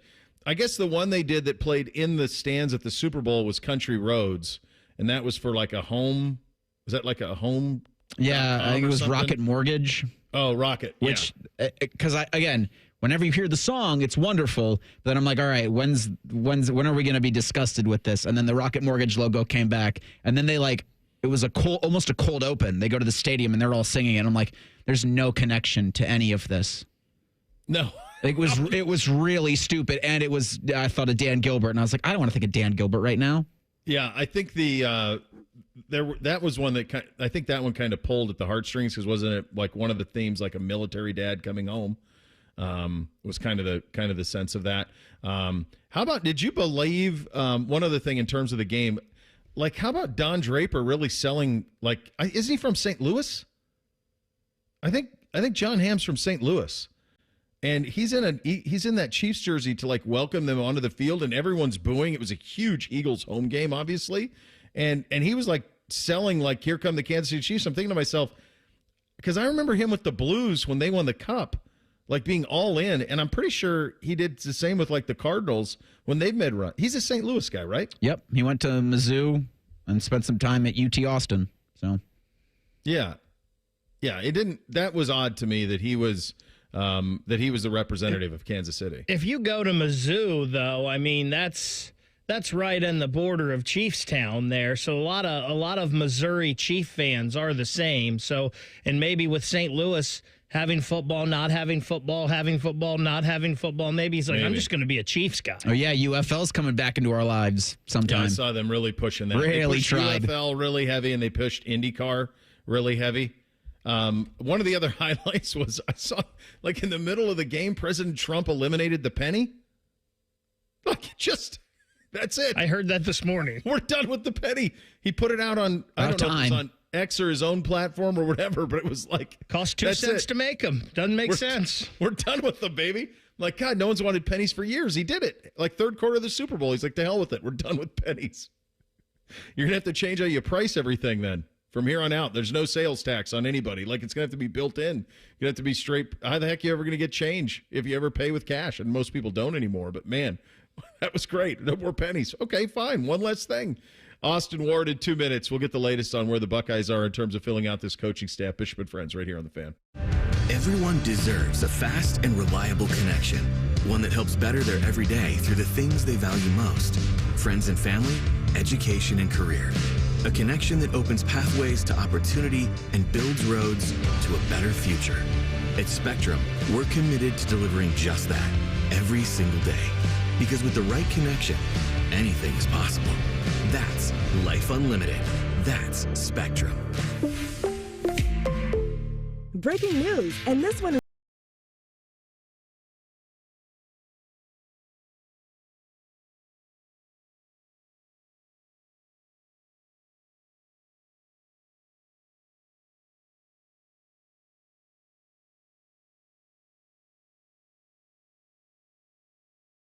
Never ordinary at Bet365. 21 plus only. Must be physically located in Ohio. Gambling problem? Call 1-800-GAMBLER. T&Cs apply.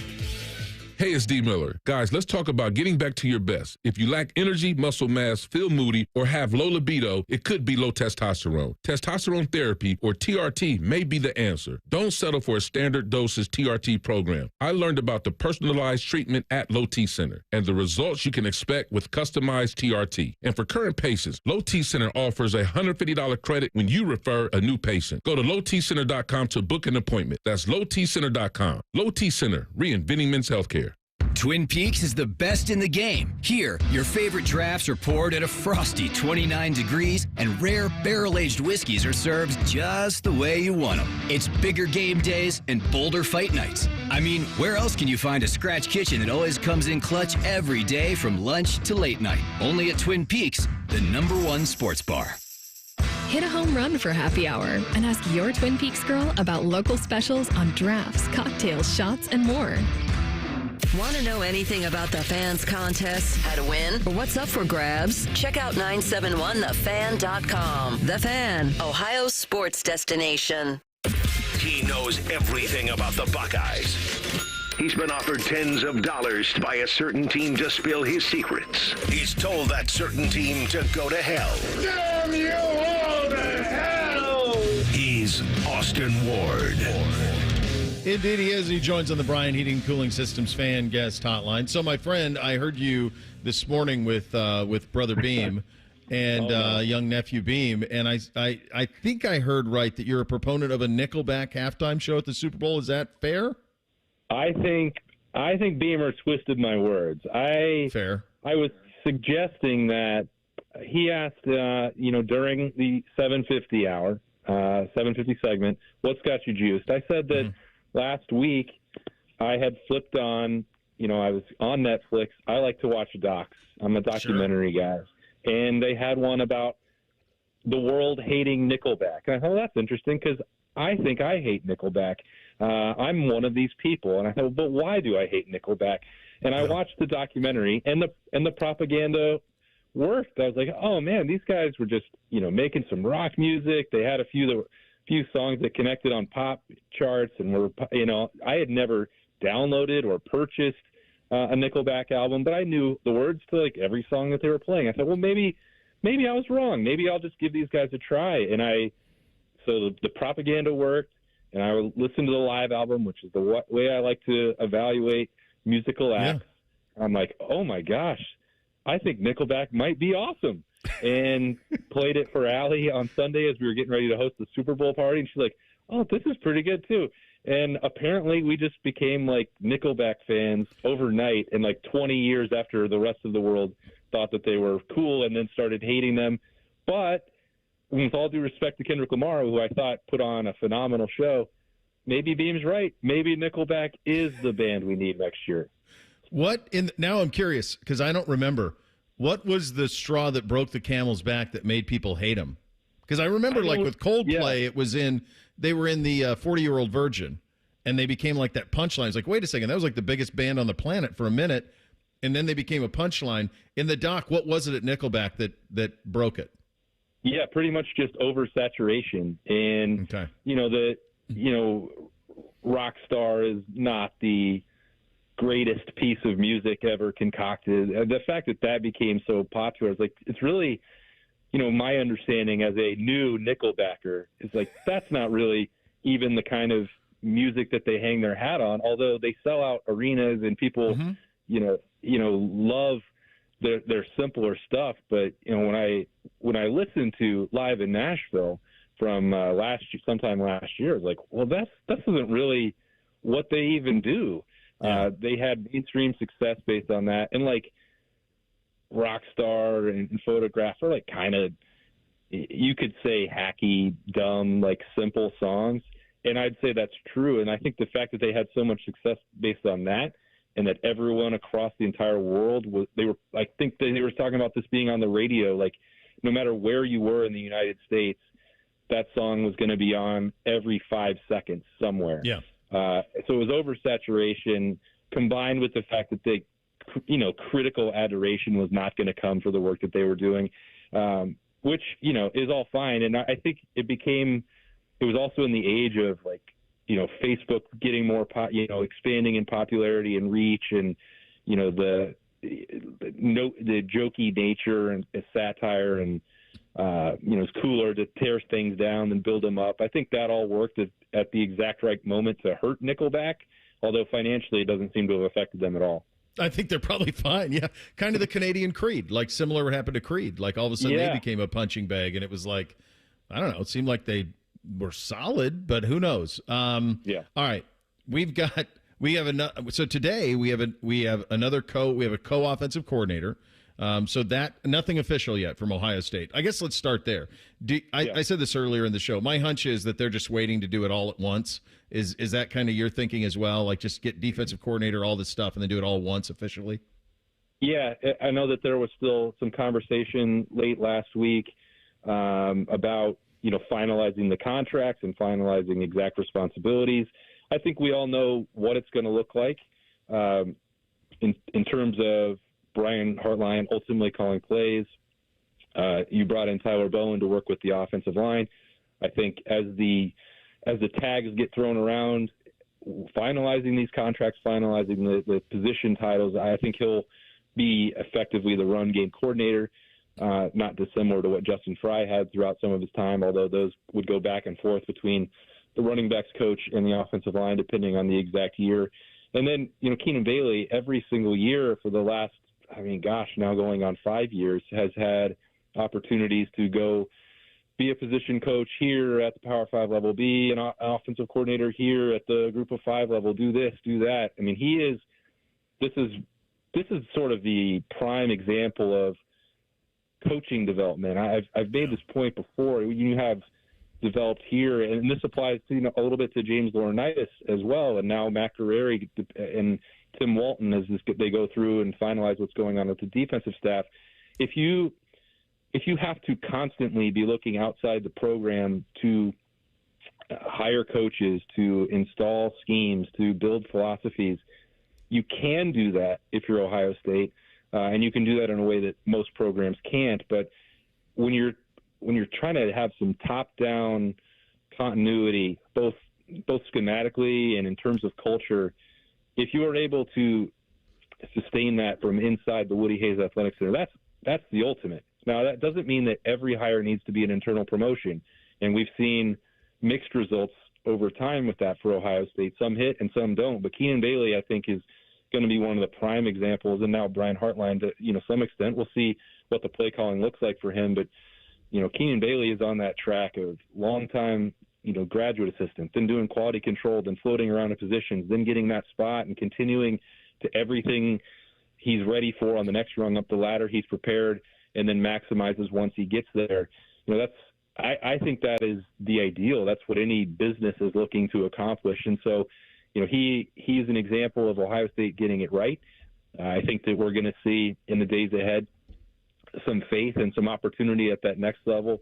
We already mentioned Brian Hartline, but Billy Fessler with quarterbacks is another spot where that comes up. Mac Guerrieri, Tim Walton. I don't know the names that have been floated, names that we talked about last week. I don't know that Joe Cullen or Randy Bates are going to be an option there, or that's where it's going to end on defense. I don't know any other names. I think this is one example of what Ryan Day's been getting better and better at, with an expanding net of candidates and more people that he knows, that you can pull some surprises. He's getting pretty good at some of that with Bill O'Brien pulling that out of the hat a year ago. That wasn't really something that I think a lot of people considered a viable outcome until, well, here it was and it materialized. So I don't think that changes what I expect in terms of more co-coordinator titles on defense with Guerrieri and Walton, and then continuing to put more on the plate of James Laurinaitis down the road as Larry Johnson also makes his decision. The only thing that I think is different from Larry Johnson today from when I talked last week is that I was told he was, after a meeting with Ryan Day, that he had time to think. He could wait and see who that final hire was going to be, if he wanted to continue on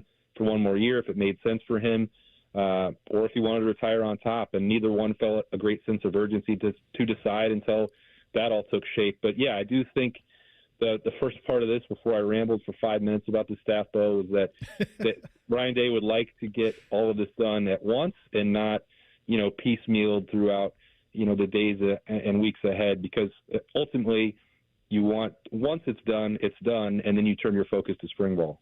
I also think it's the type of hires and promotions and staff that you can make when you just won the national title. There is 100%. You can learn on the job here a little bit now. I mean, it's still Ohio State, and so pressure and urgency and all of those things come with it.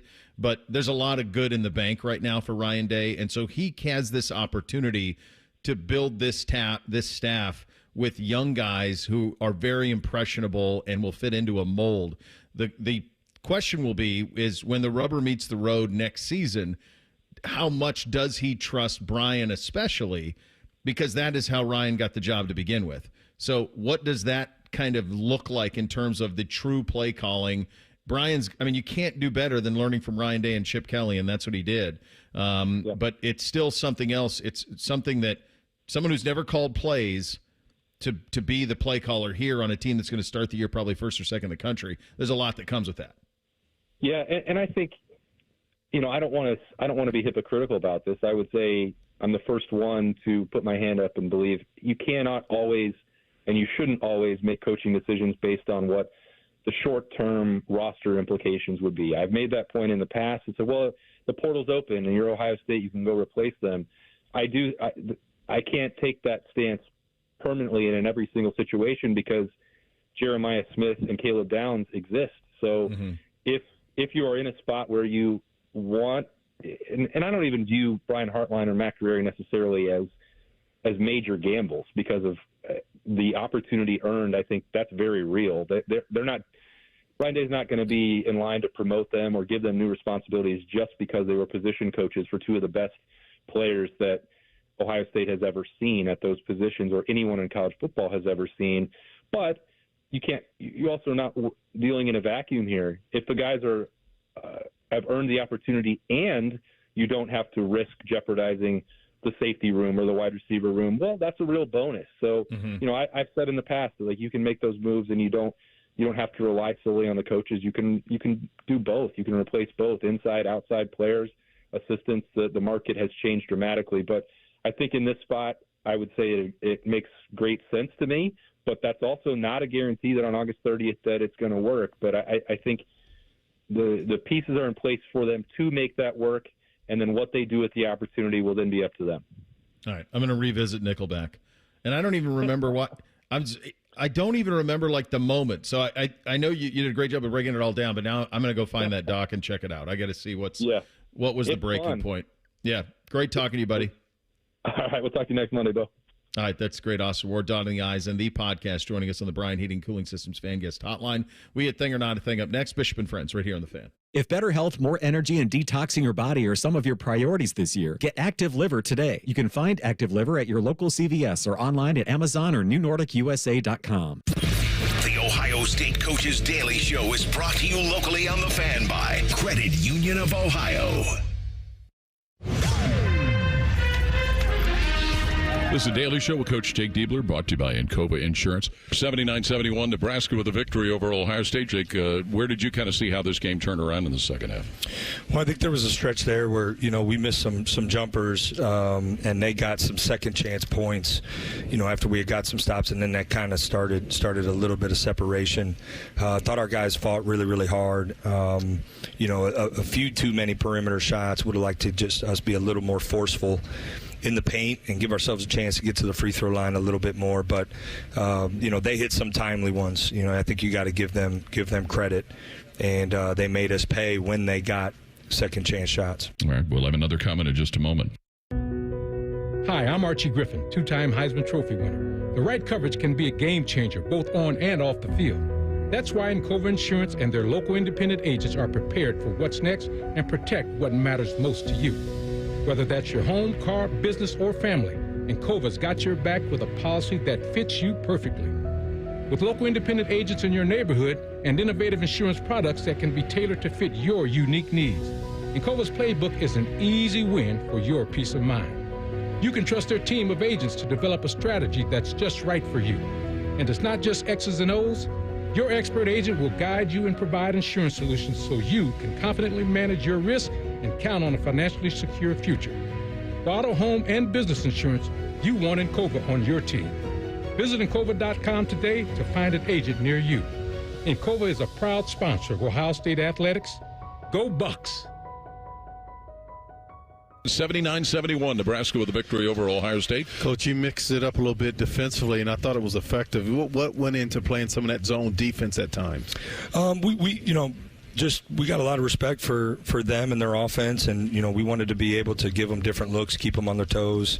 I thought we executed it mostly well. We gave up a late basket on one of them. I think maybe one offensive rebound, but listen, I mean, we can't let a team shoot 52% from the field in their house. Like I felt like there were times we guarded their action well, and it became, a little bit more one-on-one, and they took advantage of those situations better than really, most teams have been able to do against us here lately. Jake, it seemed like it was a tough try to get Devin Royal back into things after he twisted his ankle there in the first half. Yeah, he kind of got shut down for the end of the half, and, we weren't sure if we were going to have him. He, got cleared to give it a go, and you could just tell he wasn't quite himself, so... certainly limited today, but he tried to tough it out, but we weren't able to have him there for most of the second half. It's the Ohio State Sports Network from Learfield.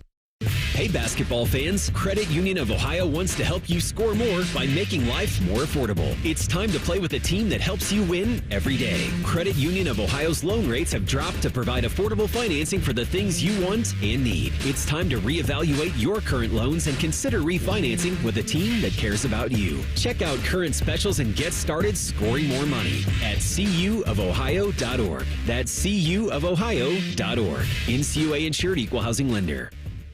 Everybody knows that Roosters is a fun, casual joint. With their award-winning waitstaff, great food, fun, and laughter. It's a quick stop on the way home to sit back and unwind or grab a carryout. Roosters is where you, your family, and friends can order pizza, sandwiches, salads, and more. And the home of award-winning wings that are fresh, never frozen. It's your family's other dinner table. Roosters, a fun, casual joint. How'd you like to wipe out all that credit card debt to start the new year off right? Hey, it's Bobby Carpenter. Stop getting fleeced by the credit card companies. If you own your home, go to AFLcash.com now. Advantage First Lending can help you unlock that equity and get you tens, even hundreds of thousands of dollars. It's AFLcash.com. You can pay off all your credit cards and other high-interest debt super fast. Consolidate all your bills into one low monthly payment. AFLcash.com can help you tap into your home's equity to give you some serious cash so you can go into 2025 with less stress and more confidence. Get the cash you need from Advantage First Lending now. Most homeowners don't even need an appraisal. How great is that? Get on solid financial footing. Go to AFLcash.com. That's AFLcash.com or call 844-394-CASH. 844-394-CASH. Equal Housing Lender. NMLS 1209177. Subject to lender approval. NMLSconsumeraccess.org. Bishop and Friends is sponsored by Diamond Seller, your true jeweler for over 75 years. The Fan, Ohio sports destination. After putting up with Dom Tiberi for a decade, the broadcast gods gave Bo these two. This is Bishop and Friends. Indeed, it is time for a little thing or not a thing on a Reaction Monday. Hit it, fellas. Thing or not a thing. Sponsored by Apex Plumbing Pros. On Saturday, Anthony Davis made his Dallas Mavericks debut against the Houston Rockets. AD left the game in the third quarter after recording 26 points, 16 rebounds, 7 assists, and 3 blocks in those 31 minutes. Then on Sunday, ESPN's Shams Charania reported Dallas Mavericks star Anthony Davis is expected to miss multiple weeks with a left adductor strain. Sources tell ESPN his absence could stretch to a month. Thing or not a thing? Well, that's the Anthony Davis experience, is it not? I mean, that pretty much is it. When he's healthy and he's good, he is on pace for a triple-double in his first game as a Maverick. He's right there. I mean, 26, 16, and 7 and 31 minutes of play, 3 blocks too. I mean, that's crazy. That's what he can be capable of when healthy. But then this is the other part of Anthony Davis, is he gets hurt all the time. And so for all of their beef about the availability of Luka Doncic, they have a guy now who's 7 years older and is hurt more. And so this was kind of all in the brochure with him. But it's a huge thing. It's a huge thing. It's expected, but it's huge. Yeah, I was going to say a predictable thing. I mean, this is just what happens with AD. And one of the things we said when the trade happened, like, you're worried about Luka's conditioning and think it's leading him to missing games. Well, Anthony Davis misses more games than Luka. What did you expect here? I just want everybody to remember that the reporting from the Dallas Mavericks when this trade happened was that the Mavericks had major concerns about moving forward with Luka due to his constant conditioning issues and the looming commitment of another Supermax contract extension this summer. Luka's going to make his debut for the Los Angeles Lakers tonight. They're playing the Jazz. You're also going to get DeAndre Hunter for the Cavaliers tonight against the Minnesota Timberwolves. Was it ABC, ESPN who moved everything around to broadcast the Lakers game on Saturday? ESPN flexed out Auburn, Florida. Okay. For Lakers Pacers, which was great because Florida upset the top-ranked team in the country in college basketball. The Lakers played the Pacers with Austin Reeves, the helm for Los Angeles. To be fair, Reeves had 45. I mean, if you stayed around long enough. They won. No LeBron and no Luka in that game, though. Someone named Pascal Siakam led for the Indianapolis Pacers, but nothing of any interest, or at least as much interest as you would think Florida-Auburn would have as a college basketball game in February. On Saturday, Michigan State beat Oregon 86-74. With that win, Spartans head coach Tom Izzo tied Bobby Knight for the most wins in Big Ten history with 353. After the game, an emotional Izzo addressed the crowd. That was not a pretty first half. I don't really give about the first half. But I do care about all of you who've given me 30 great years. I just want to thank each and every one of you because we're not done yet now. So we're going to celebrate though tonight. I promise you, we are celebrating tonight. Thing or not a thing? It's a really cool thing for Izzo. My interactions with him, albeit brief and rare, have been nothing but positive. Seems like he's done it the right way a lot. It's probably a little bit of Jim Boeheim to him too, where there was that national title that came. I mean, he's talking about 30 years. That national title is the last one won by the Big Ten. Isn't that 2000? I think it's like 25 years ago, 2000, 2001. Yeah. When they won the national title. It's been a minute. So he gets that national title a long time ago, relatively early into his tenure, and then can kind of just coast on that. They've had a lot of great teams. They're mostly known for not getting it done in March. There's a lot of early upsets for them, but they've been the most consistent, best program in the Big Ten for his entire tenure. And second, really, is pretty close to eighth in terms of accomplishments. So the idea that they've been there the whole time and been competitive the whole time, it's a real testament to what he built. I think it's an awesome thing. Man, Michigan State, when Ohio State threw Thad's run and they were really good, it sure seemed like Michigan State was the arch rival. It was. In basketball. And as much as I disliked them and I wanted to beat them, man, I respected them and the way they did things. It's almost like being a Browns fan, and man, I hate the Steelers, but gosh, I respect how they do things and how long. Respect, speak for yourself. How long that they have been, how long they've been good and how they've done it. And Izzo just has seemed to be the standard. Michigan State, maybe the past couple years have had some down years, but they're actually having a pretty good year here. They lost 2 in a row before that win over Oregon. I was kind of made aware that he was close to Bobby Knight in the last couple of weeks, so I've kind of been paying attention. Now that football is over, and he's going to break the record their next win, maybe this will get a little more publicity because I feel it deserves it. College basketball had a really good weekend, a lot of upsets. So yeah, this is the time of year where you're looking for things. It was, I mean, the apex of what you're describing was when Sully was here and Draymond was at Michigan State. I mean, they played 3 times that year, including for the Big Ten championship game. Michigan State got him in the Big Ten championship game, but those games were titanic tilts when Ohio State would play Michigan State in that era. Even before that, Bo, like back in the Jim O'Brien era, too, with like the Michael Redd team, Scooney Pins, and those Mateen Cleaves teams. I mean, there was such good basketball then when those two played. It was, yeah. We'll stick with some college basketball here real quick. This was on Friday, where Indiana Athletic Director Scott Dolson announced that at the end of the basketball season, Mike Woodson would be stepping down as head coach of the Hoosiers, who hosted Michigan on Saturday.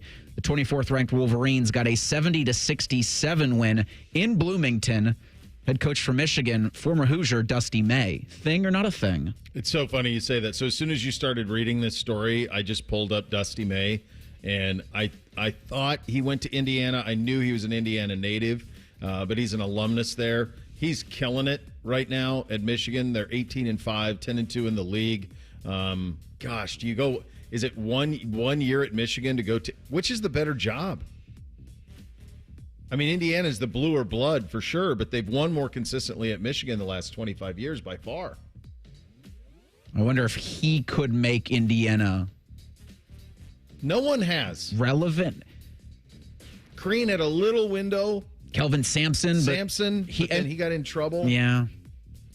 I mean, they haven't been consistently great since like the late 80s. It's so long, guys, since they've been consistent. And wasn't the Kelvin Sampson stuff now that's above board? It is, yeah. I mean, there's always talk about like Brad Stevens. I'm sure that, but you're not going to leave running the Boston Celtics to go like deal with NIL. Not that Celtics team. No. No, I think he's more than good on that. I don't know if that's a great job anymore. Guys, I was just trying to look this up. I can't remember, and I don't see anything here, but I feel like there was something in Dusty May's contract that the buyout was different if it was Indiana or something, so they were kind of looking ahead for this. I'll have to try to find that, but I swear I remember hearing that somewhere. It's kind of interesting that happened, and then they played them. Also in that game, was it that game that there was a three-pointer at the end that kind of beat the spread, so it was a bad beat for people betting on that game? Yes. Speaking of Indiana, by the way, real quick, Michigan State's next game is against Indiana, so Tom Izzo could break that record against Bobby Knight's old school. So just real quick with May's contract at Michigan, there's no specific mention of Indiana in the contract, and this is according to Sports Illustrated, but financially, he's pretty tied to Ann Arbor right now. Yeah, you need somebody really locked. You need like Mark Cuban, who's an IU guy, to say, yeah, I want to make Indiana basketball great, and I'm going to throw a bunch of money at it to get the right coach and get the right NIL and all of those things. All right, we'll blitz the weekend. Final hour coming off of Super Bowl Sunday. Bishop and Friends right here on The Fan. If you're starting your day any other way, you're doing it wrong. Morning Juice with Bobby and Beamer. Weekdays starting at 6. The Fan.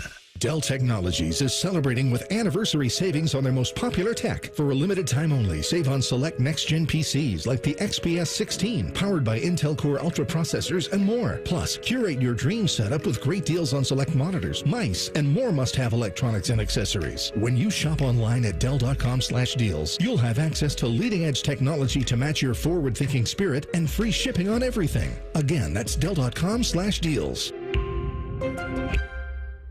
It's time to take your shot with the Year of You Scholarship at National University. Score up to $6,000 annually toward a bachelor's or master's degree. With 4 and 8-week courses and flexible online options, you can stay in the game while you study and get free tutoring, career counseling, and more to help you succeed.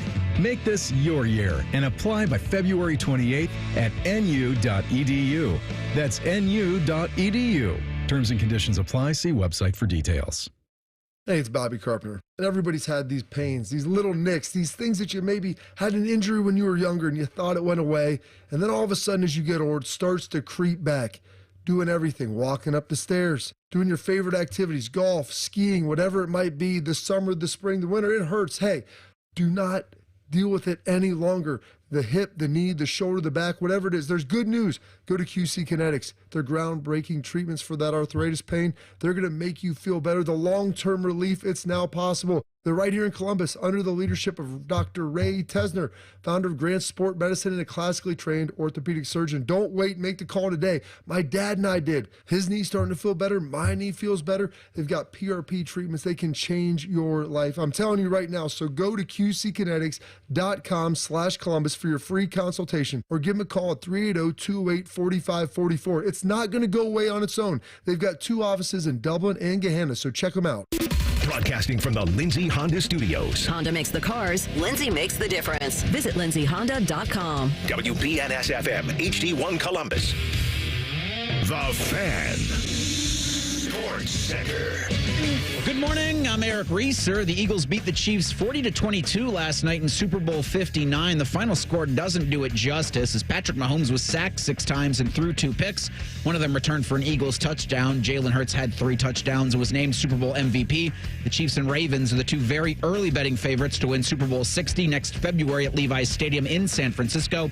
In college football, ESPN's reporting Ohio State will promote tight ends coach Keenan Bailey to co-offensive coordinator. Brian Hartline will be named offensive coordinator and the Buckeyes' primary play caller sometime. Ryan Day hopes to finalize the coaching staff sometime this week. That includes naming a defensive coordinator. In college hoops, Ohio State lost at Nebraska yesterday, 79-71. Buckeyes are 6-7 in Big Ten play. Hear from Ohio State's head coach at noon today on the Jake Niebler Show. This update is sponsored by BMI Federal Credit Union. Enjoy rates as low as 9.90% APR with a Visa Platinum credit card. Pull up a stool and ask the bartender for something neat because Uncle Bo is on the radio. This is Bishop and Friends. All right, final hour here on a Super Bowl 59 reaction Monday. Where's the Super Bowl next year? Levi Stadium. Oh, that's a tough spot. You go from like probably the best place to do it in New Orleans. It's the proximity is so money. The walkability is so money. All of those things. That one's spread out. That one out there. I don't know how they do that. I wonder if they're down in that Santa Clara area the whole time, or if do they have the events like in the San Francisco? That's a tough one. That's gonna be a lot of hoofing it, a lot of transit with that San Francisco area on that side of it. All right, let's blitz the weekend. Hit it, fellas. Bishop and Friends present a weekend sports blitz. Sponsored by High Bank Distillery, home of the best blended whiskey in America. Grab a bottle or dine in at their 3 restaurant locations, Grandview, Gahanna, and now in Westerville. Drink local. Drink High Bank. All right, I believe I had that. What did you have, Bake? I believe I had that Nebraska game would be a lot tougher than most people thought for this Ohio State basketball team. I think a lot of people were just penciling in a win there for the Buckeyes. I talked about last week at this time, Fred Hoiberg is my coach of the week because this Nebraska team had tied a school record with beating 4 top 25 teams, and they were playing really good basketball. Unfortunately, it was a lot tougher than I even thought for the Buckeyes as they go down to Nebraska by 8 this weekend. Disappointing loss for Jake Diebler's squad. I believe I had to never trust the NBA with your programming decisions. We mentioned this in the last segment, but ESPN flexed out Auburn and Florida for Lakers-Pacers Saturday late afternoon, early evening. The idea was that Luka Doncic was going to make his debut for Los Angeles. Well, he didn't. And then LeBron didn't play. And then the Lakers beat the Pacers 124-117. Austin Reeves had 45 points in that win. But Florida, later that night, this was on ESPN2, so who knows how many people actually saw it, went to top-ranked Auburn and won 90-81. That's the marquee game you want to have on the worldwide leader in early February so people can get excited for your product later in that. I think they do the SEC tournament. So they do. Would think that would mean more than a Lakers-Pacers game almost at any time of the year, but the NBA you put faith in, and you should not have. Yeah, and it would have been a lead-in to Duke-Clemson where Clemson beat Duke, so you would have had kind of a natural kind of lead into it. You mentioned Hoiberg. It's pretty amazing. Like, his record at Nebraska, guys, he's won 43% of his games. He's won 32% of his games in Big Ten play. He went 7-15, 7-20, 10-22. They finally get to 500 in the 2022-2023 season. Last year, they finally make the tournament round of 64. They went 23-11, 12-8 in the league. It took him a long time, and they stayed patient. And the crazy thing was, he was great at his alma mater, Iowa State. They were playing an NCAA team every single year, and they lost to Ohio State at the buzzer in, was that Kraft's junior year? They lost to Ohio State in the round of 32? Something like that. I want to say it was in Dayton. Certainly, I was there for it. I remember it. I can't remember the year it was exactly, but yeah, it's patience paying off with him there. I believe I had that. I believe I had that John Baptiste's anthem would be over, barely over. But as soon as I heard there was a piano involved, I knew we were safe. It was a beautiful rendition. It took him saying the land of the free 3 times in order for it to get the over. But as soon as I heard New Orleans native, piano, we're going to get the over, and we did. I did not have that. What didn't you have, Bake? I did not have the Florida Gators kind of being back in basketball. Reese talked about they upset the number 1 team in the country, Auburn, on Saturday. That's the second time this year that they've knocked off number 1. Remember earlier this year when Tennessee was number 1, they routed the Volunteers, beat them by 30 points. Their only losses this year are at Kentucky. That was a 6-point loss. They lost to Tennessee by 20 in the rematch in Knoxville. And then they had a close loss against Missouri, 83-82. The Gators are ranked 6th. I'm guessing today when the AP poll comes out, they will even be a little higher in that than 6. They'll be a top 5 team. Florida basketball is back. I didn't have the Blue Jackets would be crawling, limping, struggling into that Four Nations break. It's going to come at a great time for this club, and they play like butt against the Utah Hockey Club, and they steal a point out of that, and then they kind of fall flat late in that loss to the New York Rangers. It's like 4 in a row.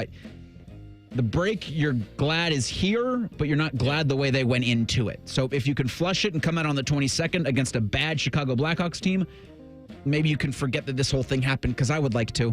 Yeah, I think the break, Bake hit this earlier. I think the break happened at the right time. I did not have that I would not know any of the Kendrick Lamar songs. I'm aware of him.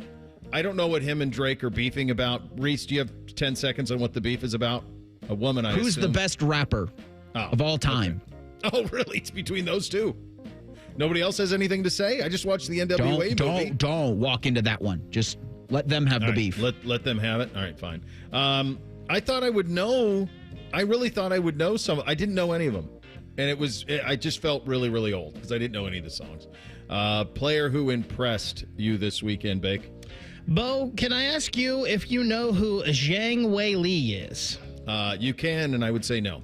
I did not think so. She is the UFC strawweight champion of the world. Baby. On Saturday night, she took on number one contender and undefeated Tatiana Suarez, and Wei Li absolutely dominated her. It was 25 minutes of a true butt kick, and Suarez is a world-class grappler, and Wei Li dominated her on the ground. She destroyed her on the feet. It was pure domination, putting her name as maybe one of the best strawweights ever in UFC history. Well, I'm disappointed with the Blue Jackets. How can you not be impressed with Zach Werenski? He had an assist on a Kent Johnson goal in the first period of their loss Saturday to the Rangers, but it's him, Bobby Orr, Phil Housley, and Paul Coffey, who have 20 or more home games with a point. Bobby Orr did it twice. Those are all dudes. Yeah, it's a hell and he of a could streak. continue it because they come back against a bad Chicago Blackhawks team. Reese, I will have more on that in 3 things. Yeah. I think player who impressed, I thought that I mentioned my dislikes of the broadcast from Gronk and to a lesser extent Brady. I think that player that impressed, I think Aaron Andrews and Tom Rinaldi are excellent. I think they're great. That's the best dual sideline reporters you're going to find. I thought they both brought a lot to the broadcast. Did a great job with the interviews. Aaron does such a great job of getting very personal with players right after games. It works. And she's done that her whole career. But I thought both those guys both Aaron and Tom were great on the sidelines of the Fox broadcast. Player who disappointed, Bake?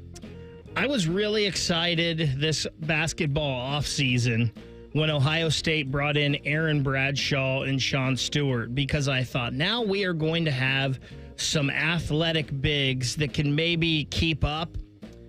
They cannot keep up. They had a terrible game against Nebraska, both of them. Stewart, 21 minutes, just 3 rebounds, only 3 points. Bradshaw, just 14 minutes, 1 point and 4 rebounds. Let's throw Ivan Ugovin in there as well. He played 3 minutes, really had nothing on the stat sheet. The OSU bigs are giving Coach Diebler absolutely nothing. I can't believe I'm about to say this, but Ohio State may be better off just going small the rest of the way and playing Evan Mahaffey at the 5. He got forced into that because of the injury to Devin Royal. And I'm there with you with Ohio State's size. They're just tall. And that ain't going to get it done in the Big Ten, especially if you're not shooting. Disappointed, Bruce. And I wonder, what if something's going around because, Bradshaw missed the game prior to miss the Maryland game because he was sick. So are they dealing with the flu or whatever it is for it? Bruce is the leader of that team. And so down the stretch, it's got to be on him. And maybe fair or not. I think that also tells you, both positively and negatively, just kind of where they are. They did. That's just, they're good. It's so frustrating. The bench is so thin. I mean, he's playing 4 guys, and then one of those 4 gets hurt with Royal, and you're in just a really hard spot. They just do not have the program depth that you need. And some of that is the fact that Michi's been out since December and obviously feels now like he's never going to play again for Ohio State, but that wasn't anticipated. It's Patrick Mahomes. He was terrible. It's as bad of a game for an all-time great player as I can remember. And yes, some of it was Philly and their ability to get after him on the pass rush, but some of it was him. Wildly inaccurate, trying to make stuff out of nothing. Reminded me very much of the game he played against Tampa Bay the last time in the Super Bowl when they were able to get after him. Stunning how disappointed I was in his play for a guy who's a true all-time great. Bud Kilmer, honorary coach of the week. Who do you got, Bake? Well, we talked a little bit about him in Thing or Not a Thing, but to me, it is Tom Izzo. The Spartans 19-4 this year, playing really good basketball. Tom Izzo has been one of the best. I can't believe he's been doing it for 30 years. And it was also nice to see him talk to the crowd afterwards and get a little emotional. We think of Izzo as such an intense, in-your-face, tough guy, but to see him have that softer side with the crowd after, I like that a lot. It's only going to take me 15 seconds to tell you Rick Pitino has St. John's 21-3 on the season. Jeez. They're 12th in the country. They went to UConn on Saturday and won 68-62. That atmosphere in Stores was peak Big East basketball. that dude could coach. Like, he can flat coach. Everywhere he goes, wins. I mean, it's remarkable to do it at St. John's, where they haven't been consistently good in such a long time. Very, very cool. I'm going to go coach. I'm going to kind of skew this a little bit and go kind of front office in it. I think it's Howie Roseman. This has been the singular voice in Philly for 2.5 decades in terms of player personnel, and stuck around when they brought in Chip Kelly and he lost the power over player personnel, but then hung around and got his gig back. And he has consistently drafted at a level that you understand why people just want some of the fairy dust that sprinkles off of the guy, because like, they've been so good for 25 years. They've been in the mix. The whole time that he's been in the mix, they've been in the mix. And even when they're bad, they're not bad long. They get right back to being good, and they take full advantage. When guys leave them, free agent rarely happens, but if it does happen, it seems like they pivot right back away to being very, very good. And a second Super Bowl championship, a fourth appearance in the Super Bowl for the Philadelphia Eagles franchise after going forever without either one of those things. A bit of a shock on the NFL side of things, although I don't know if it should have been. The quarterback market getting a little bit more robust in free agency. We'll get into that coming up next. Bishop and Friends, right here on The Fan. The only workplace in America to participate in the Doorknob Fart Game. And we also play office basketball and sometimes do radio. The Fan, Ohio sports destination. You imagine it so often, it's almost real. That one dream vacation you know someday you'll take. Then, out of the blue, cancer. And that dream goes off exactly as planned. I would know, kiddo. I'm in the big city with my two best girls. Our fourth big trip since I heard the words cancer-free from my doctor at Ohio Health. All right, girls, let's get another ice cream. You keep making plans. Visit ohiohealth.com/keepmakingplans. Bring the thrill of the stadium to your wallet with the Love My Crew checking account from Pathways, the only checking account that rewards you for being a Crew fan. Pathways Financial Credit Union, your true financial partner. Federally insured by NCUA. Bands are us when dreams don't end.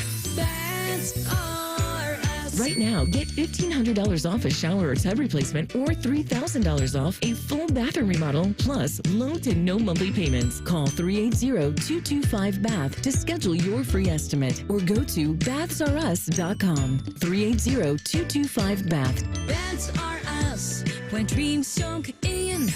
Bands are us. My name is Paul. I'm 58 years old. I lost 45 pounds thanks to the Awaken 180 program. Before Awaken 180, I was drinking Pepto out of the bottle at night to go to sleep from heartburn. I was struggling getting up and down the stairs, like tired all the time. And I didn't know that's how it wasn't supposed to be. I just accepted that's how my life is. And then one day I said, it doesn't have to be this way. I made a decision to change my life, and I chose Awaken 180, and that was the best choice I ever made. I needed support. I'm a person who needed support. Awaken 180 provided that support for me. They changed my relationship with food. I changed it with their guidance. That was the whole thing. I had to change my relationship with food. And I learned how to eat. I learned healthy fats. I learned all about sugar and what it does to me. And I just learned a new way to live. A change Paul and I both needed and we received with Awaken 180. Online at awaken180weightloss.com. Love is in the air at the Schottenstein Center this Friday, February 14th and Saturday, February 15th. Join the Buckeyes as they take on Wisconsin. Friday night, don't miss Hearts and Hockey as the Buckeyes spread the love on Valentine's Day. Buy your tickets at ohiostatebuckeyes.com. Common Man here for Universal Windows Direct. It's time for the Love Your Windows sales event. If you buy 2 windows, you get 2 free, and there's no limit. So if you need 20 windows, you only pay for 10. It's the perfect way to save big while upgrading your home. And that's not all. Universal Windows Direct is offering no interest financing for 3 years. That's 36 months of easy payments with 0% interest. And if you already have a price from another company, Universal Windows Direct will beat it. So you know you're getting the best deal around. Call them today, 614-502-5220, universalwindowsdirect.com. Much like a vampire, we need to be invited into your house. But once we're in, we never leave. Listen to The Fan on your Alexa or Google Home smart speaker. Just say play 97.1 The Fan and prepare to be amazed. Do it now. Hello, it's John Kozik, founder and president of TurboTrack Realty, and I buy houses as is fast for cash. Call me today for an all-cash offer on any of your properties, and we can close within days at 614-470-2000, 614-470-2000. Do you own a property that's outdated and needs thousands of dollars in repairs? Great, I'll buy it. Give us a call today for an all-cash offer at 614-470-2000, 614-470-2000. Would it be convenient for you if you could simply take what you wanted and leave the rest behind? Great, I'll buy it. I buy vacant properties, inherited homes, divorce situations, death in the family, apartment buildings, rental portfolios. I even buy my tenant won't pay me the rent houses. Call TurboTrack Realty today for an all-cash offer and speak with one of our friendly staff members at 614-470-2000, 614-470-2000. Fan weather. From the Logan AC and Heat Services Weather Center. Looking at a beautiful, gorgeous start to the work week. We do warm up to about 38 degrees this afternoon. Cloudy, but not as cold tonight, low 28. Snow showers on your Tuesday. Looking at about a dusting in the metro area. I'm meteorologist Dylan Robichaud with your 10 weather impact forecast on 97.1 The Fan. The two most mature people working at the radio station. And that's just because they wear pants. The pervert and the skivvies. Rockman and Ice. Weekdays at noon. The Fan. Our top men are working on everything except this show. We have top men working on it right now. Who?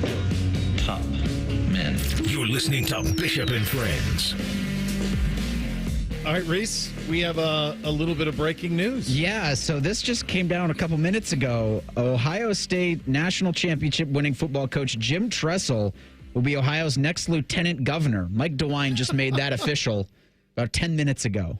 Look at Tress. So, I mean, this was the obvious progression, right? It was the next step. I mean, he was quite literally nicknamed the Senator when he was here. So I guess theoretically, if John Husted were to run for governor, which I'm sure he will in a couple of years, then perhaps Tress could get the senatorial upgrade and eventually come full circle and be the senator. Lieutenant Governor Tressel. You talk about a winner. All right. That's unreal. That's great. So he's I didn't realize he was still the current president of Youngstown State. Is that still true? Is that about to still? I thought that he had either retired or was set to retire from that role. I mean, what job did he have at Akron? Was he He was a vice president there. Akron, he was, all right, non-athletic department, vice president of strategic engagement. So he's been, this announced his retirement effective the 20th. That was a couple years ago. He hasn't been there for a while. Yeah. There you go. So, all right. Lieutenant Governor Tress. Is Urban next? It fits on so many levels. It's just. In Tress, I trust. That works. Yeah. Tress and DeWine. Those guys just narrating children's books. Sold. That wins on every front. He wanted to do the whole campaigning thing, and I have no doubt in my mind Jim Tressel would be very good at campaigning. If he ran for governor in 2026, he'd win it in a very large margin. I would think. He would. Whoever's going to be, if it's the AG, Dave Yost, if it's Vivek Ramaswamy, if it's Amy Acton, if it's Sherrod Brown, he's the hammer. He's 72. But I guess that's why I say if he had any interest in campaigning, that takes a toll. Yeah. I mean, I wonder how old DeWine is. Right now, we're being governed across the board by old people. 78 DeWine is. He's 78? Okay. And Biden was approaching 80 or into his 80s, and Trump's got to be close, right? He's got to be close to 80. So Tress could certainly make a run at this thing. Trump's 78. 78. So yeah, you can do it. He can make a run at it if he wants. God, that's great. The senator, now the lieutenant governor. In addition to the obviously the Super Bowl, which we spent a great deal of time on today, the other kind of big news over the weekend, this broke on Sunday, Jay Glazer with the scoop on this, that the Jets, this is pretty amazing. According to Glazer's reporting, the Jets flew Aaron Rodgers, or he flew to New York to meet with Jets ownership, only to be told that they're moving off of him. I mean, you want to talk about like sticking it to a guy. Fly in. That tells you how bad it got in New York with Rodgers and Woody Johnson and all of that ownership. That fly out there so we can tell you face to face, we are done. We are breaking up with you, not the other way around. We're done. I wonder if he did like something similar to Harbaugh when he went to interview for the Minnesota Vikings job. Like walked in like he owned the place. Like Roger just walks in like he owns the place, and Aaron Glenn's sitting there and be like, "No, man, we're good." Or maybe Brick Johnson fired him. Could have been. Was that the kid? It's Woody's kid. Woody's kid? Brick Johnson? Is that his name? Yeah. Brick? Like Brick Tamlin? Uh-huh. Bold choice. Rodgers entering the market includes a market that already has Kirk Cousins, speaking of old guys who appear to be washed up. Danny Dimes, is still in that. Daniel Jones, he's in that mix as well. Sam Darnold, I think, will be in that mix. Rodgers is the one that's going to be the trickiest to evaluate, other than just personality, because he wasn't himself. I mean, statistically, he padded a lot of stats on a bad team this year. He did not have the mobility in his first year back from an Achilles, but most people don't get that until the second. I think the thing that will be interesting is, will he be motivated to play football and kind of go out on his own, or will he be okay with this, going out as the Jets kind of forced his way? You go through the teams that are in need of quarterback, and you try to find a place that would fit him. Obviously, Cleveland needs a quarterback. Pittsburgh could need a quarterback if they move off of Russell Wilson. In the AFC South, I don't think any of those teams probably make sense. They just don't have the weaponry. I think he'd want to go to a team where he at least had a chance. I think the same. Now, I could see... I don't know how that... I just wonder, like Vegas, they're so far away, but I mean... Would that lifestyle be something that's appealing, living there? NFC wise, nobody in the South. Nobody in the East. Nobody in the North. I guess the East, maybe the Giants. If they wanted to go that way for a year and just say, hey, we got Malik Neighbors, you can spin it to him. NFC South, there's nothing. There's no solution there. NFC West, maybe Seattle if they moved off of Geno, but I get no sense that they're going to do that. I just don't know where he lands. I can't There's imagine. Nobody here that's obvious. No, and the Neighbors thing would terrify me if I'm a Giants fan, because if it would go south, or if you were to pick Aaron Rodgers as the quarterback and he didn't connect with Neighbors immediately, or decided he got to go to Egypt again so they don't get time in OTAs, and it's like, man, do you sour your future? Why? I mean, your present and your future, because you wanted to give Rodgers a shot. I think he'd be good. I have no idea. I mean, the two that make the most sense are Cleveland and Pittsburgh. Those are the two. There were rumblings about him in Pittsburgh last time, correct? Yep. It didn't, who was it? Was it Rooney came out this week and said that they're open to negotiating with Justin Fields a long-term contract?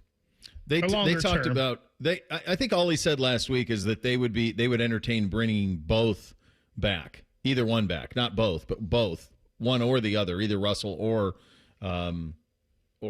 Justin would come back. Those are the only two. I think here's the thing from the Browns' perspective, and this isn't pay attention to the scores. This is just pontificating from the outside looking in, or sort of inside looking in.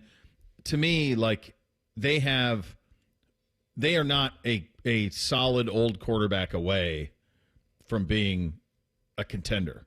Now, there might be a little bit left in there. He would definitely work in Stefanski's offense. He would definitely work. It would allow them to do some different things in the draft if it were a Band-Aid. But it's a lot to think on. I just don't sense him at this point. I don't know what his why is. Like, does he want to play anymore? And does he want to get that taste out of his mouth in New York and try to go out on his own terms? Like, to me, that would be the motivating factor. I mean, if you're going to do Rodgers, or if the Browns are even thinking of kicking the tires there, just get Flacco back. Well, he's under contract, though. I don't think they can get him. I think it's a 2-year deal for him in Indy. I could be wrong. I was thinking if they're going that route, doesn't Cousins make more sense than Rodgers? Well, he'd have more familiarity with Stefanski. But Cousins, honestly, this year, and you never know what's going on in a guy's body.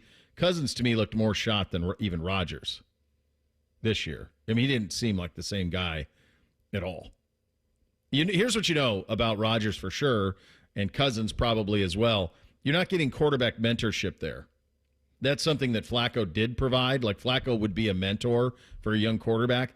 I don't sense that those two guys are going to be mentors for anybody. Yeah, Rodgers wasn't that at all. Yeah, that's my reaction when you think of Rodgers to the Browns. Here's the deal, though. If they signed him, or if he signed in Pittsburgh, both of those teams would be like, we got Aaron Rodgers. And you wouldn't think about the fact that he's 2 years removed from an Achilles. You wouldn't think about what he was last year. You would think back to he's not that far removed from being a MVP of the league. That's what you're going to think about.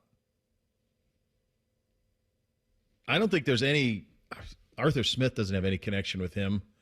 If McCarthy would have taken the Saints job, maybe could have played in a dome in a division that's gettable. Maybe there's a chance there. But when you look around, look at all the teams that need quarterbacks.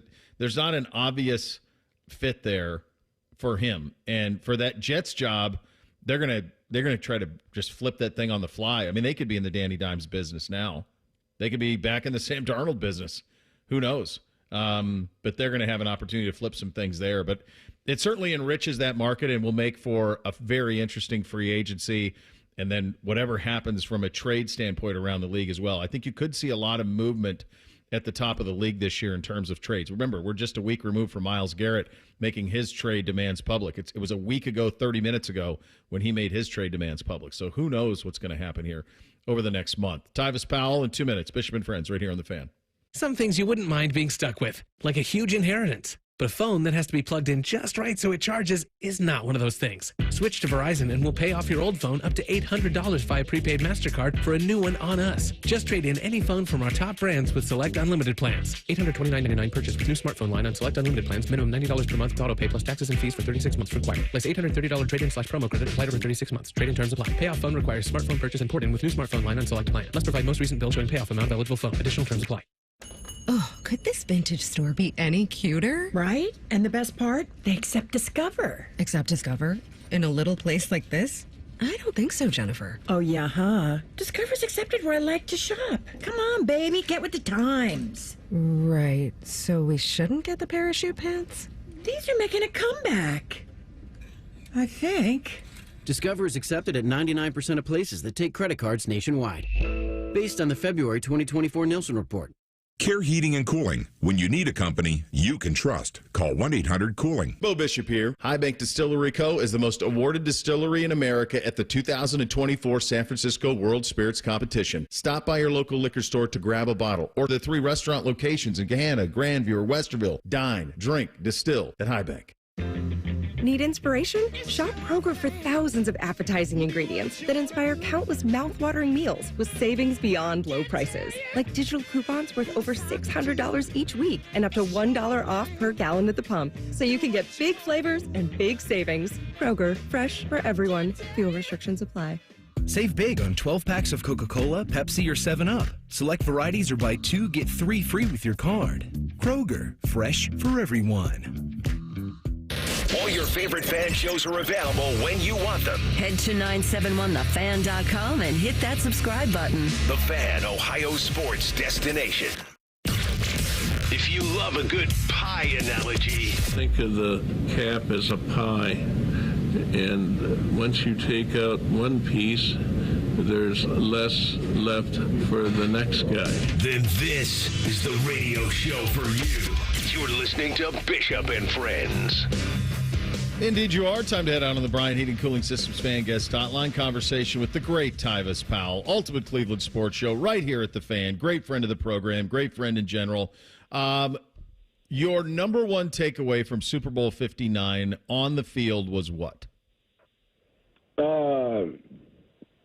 my number one takeaway was probably that defense for the Eagles was legit, and that I knew that, and the Eagles had just too much. I don't know how they let Saquon get that final stone. And it's not the fact that Saquon was effective in the game. It's not like he had this unbelievable game, but what it did was it made the Chiefs have to respect him, which then allowed the passing attack to come alive and allow everybody else to have a really great game. So it was ridiculous. I just thought about how the Giants let this happen. And why would they ever do this, and how that clip of that Hard Knocks clip is going to live forever. Only forever is all that will be. I just want to make sure he's not in Philly. Oh, okay. Well, he's in Philly now. I want to ask you defensively. Obviously, in simple football, the simplest football terms, if you can get home with 4, you can make it really tough on anybody. And they were. They were able to get home with 4. They were in Mahomes' feet a lot. That being said, it's probably the worst I've seen a monster quarterback play in a big moment. He was pretty bad in the Bucs Super Bowl as well when he was running for his life. Manning had a brutal Super Bowl against your Seahawks years ago where he was MVP of the league. I think Mahomes was terrible yesterday, just terrible. Yeah, he first of all, his offensive line didn't really give him no time, especially when it got to like the second and third quarter. He had no time to really do anything. I mean, they were all over him. And I would say early in that game, what the Eagles would do is, first of all, they have the number one defense for a reason. But what made the Eagles so special defensively is they do a great job of taking away the number one target. And obviously a lot of people know that that's Kelsey. And this whole entire year, when you look at what the Chiefs was doing, they didn't have those guys like it used to be. Like, the offense that time, a couple of years ago, they had the trick plays where they do the ring around the rosy before they go out. You see all this trickery stuff. Like, it was none of that anymore this year. They were barely scraping by a lot of games. And obviously, there's a lot of controversial calls throughout this season. They missed field goals. They blocked field goals. Like that was how they won a lot of games this year.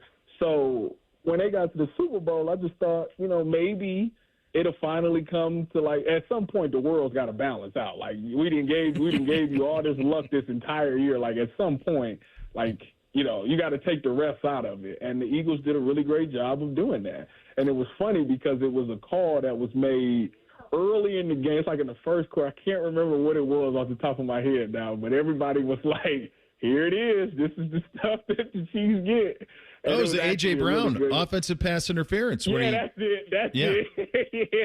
Yeah. But it was an OPI. I mean, he pushed him 2 times in his face. So, and it's right there in front of the ref.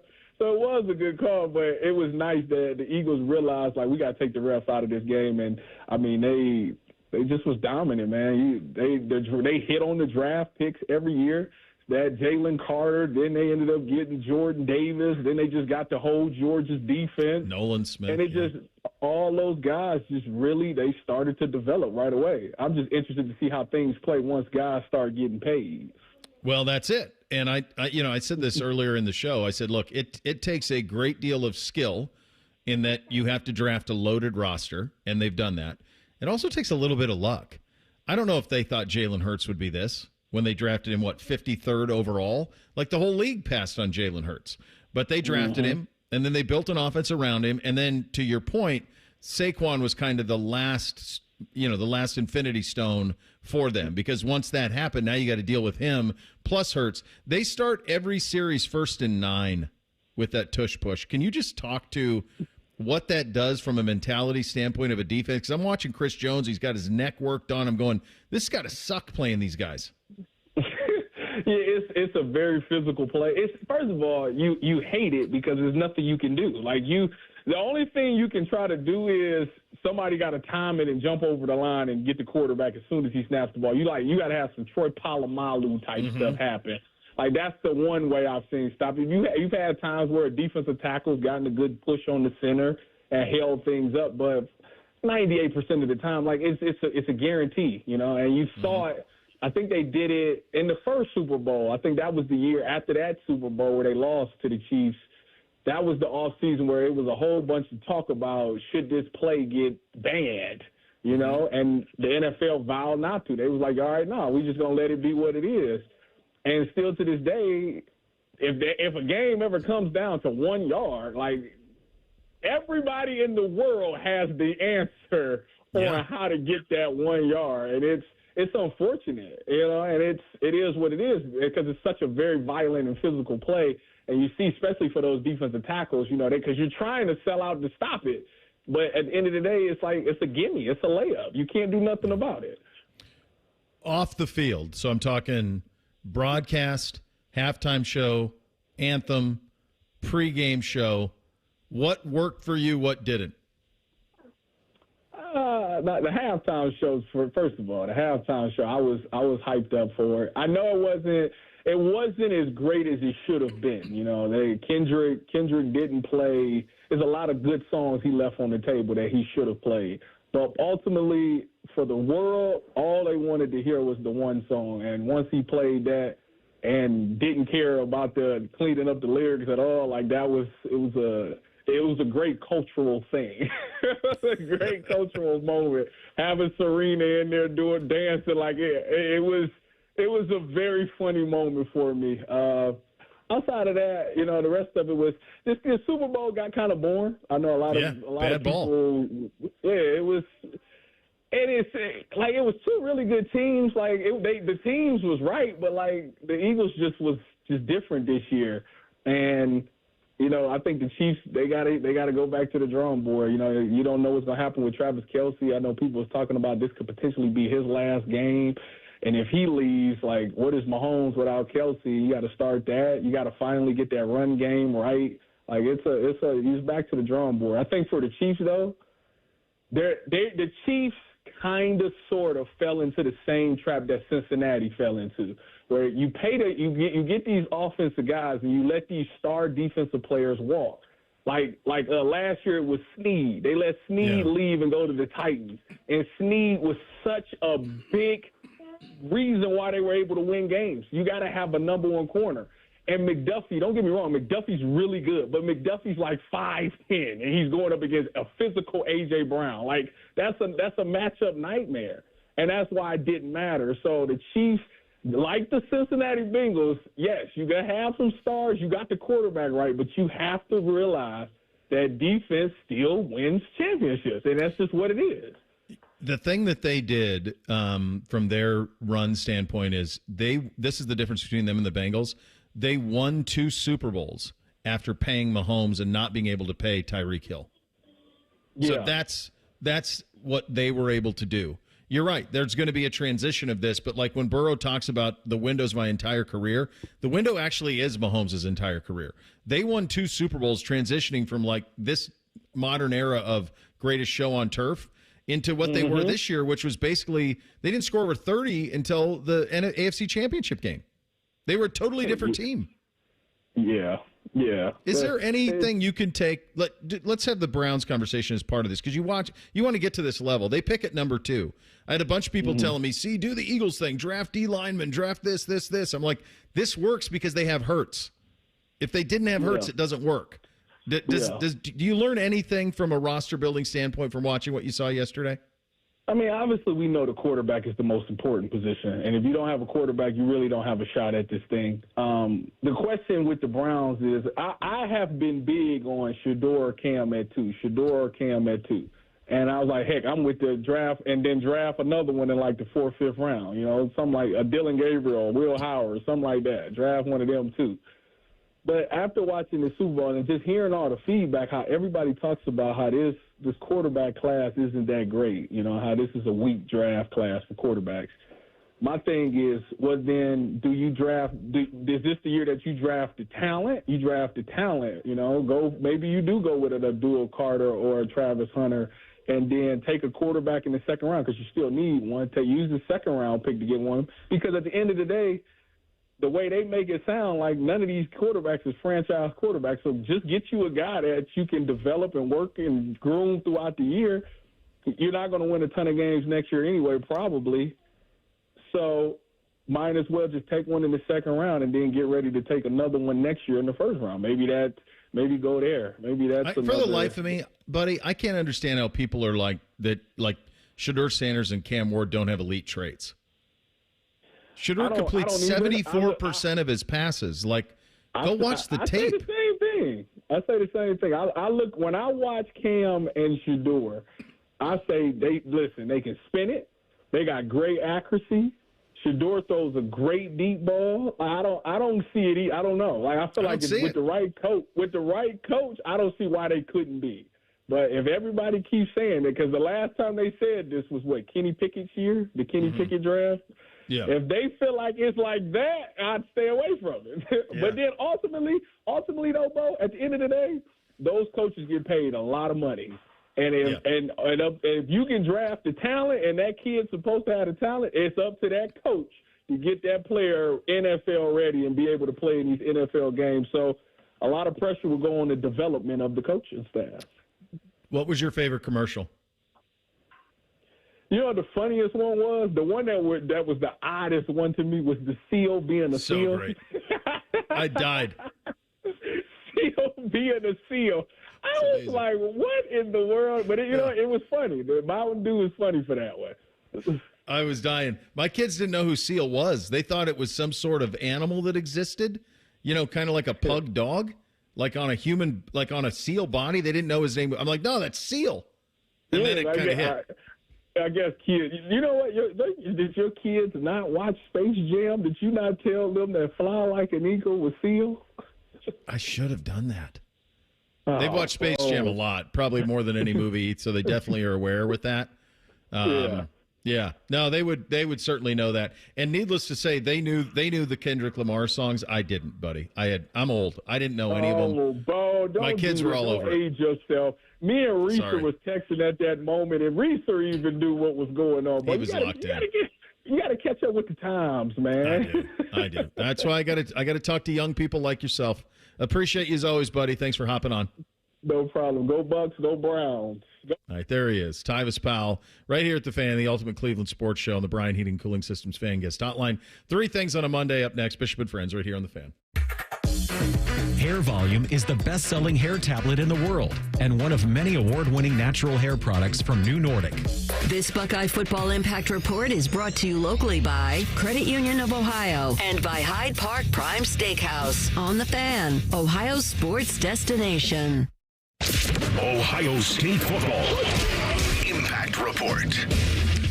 Those who followed Ohio State during their run to the national championship that ended here in 2025 were very aware of the early enrollees who were part of the Buckeyes traveling group during this postseason run.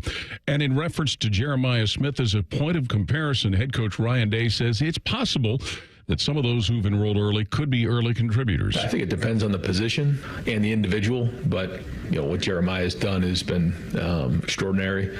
But I also think there are some guys in this class that can step in and play, and a big part of that is coming in at mid-year, having spring practice, having the summer, and then being able to go in August. So I think there's some guys here that can do that. I think a lot of it has to do with the positions. Not that there's not one guy on here that isn't going to come in here looking to play as a freshman, especially the guys who are coming in at mid-year.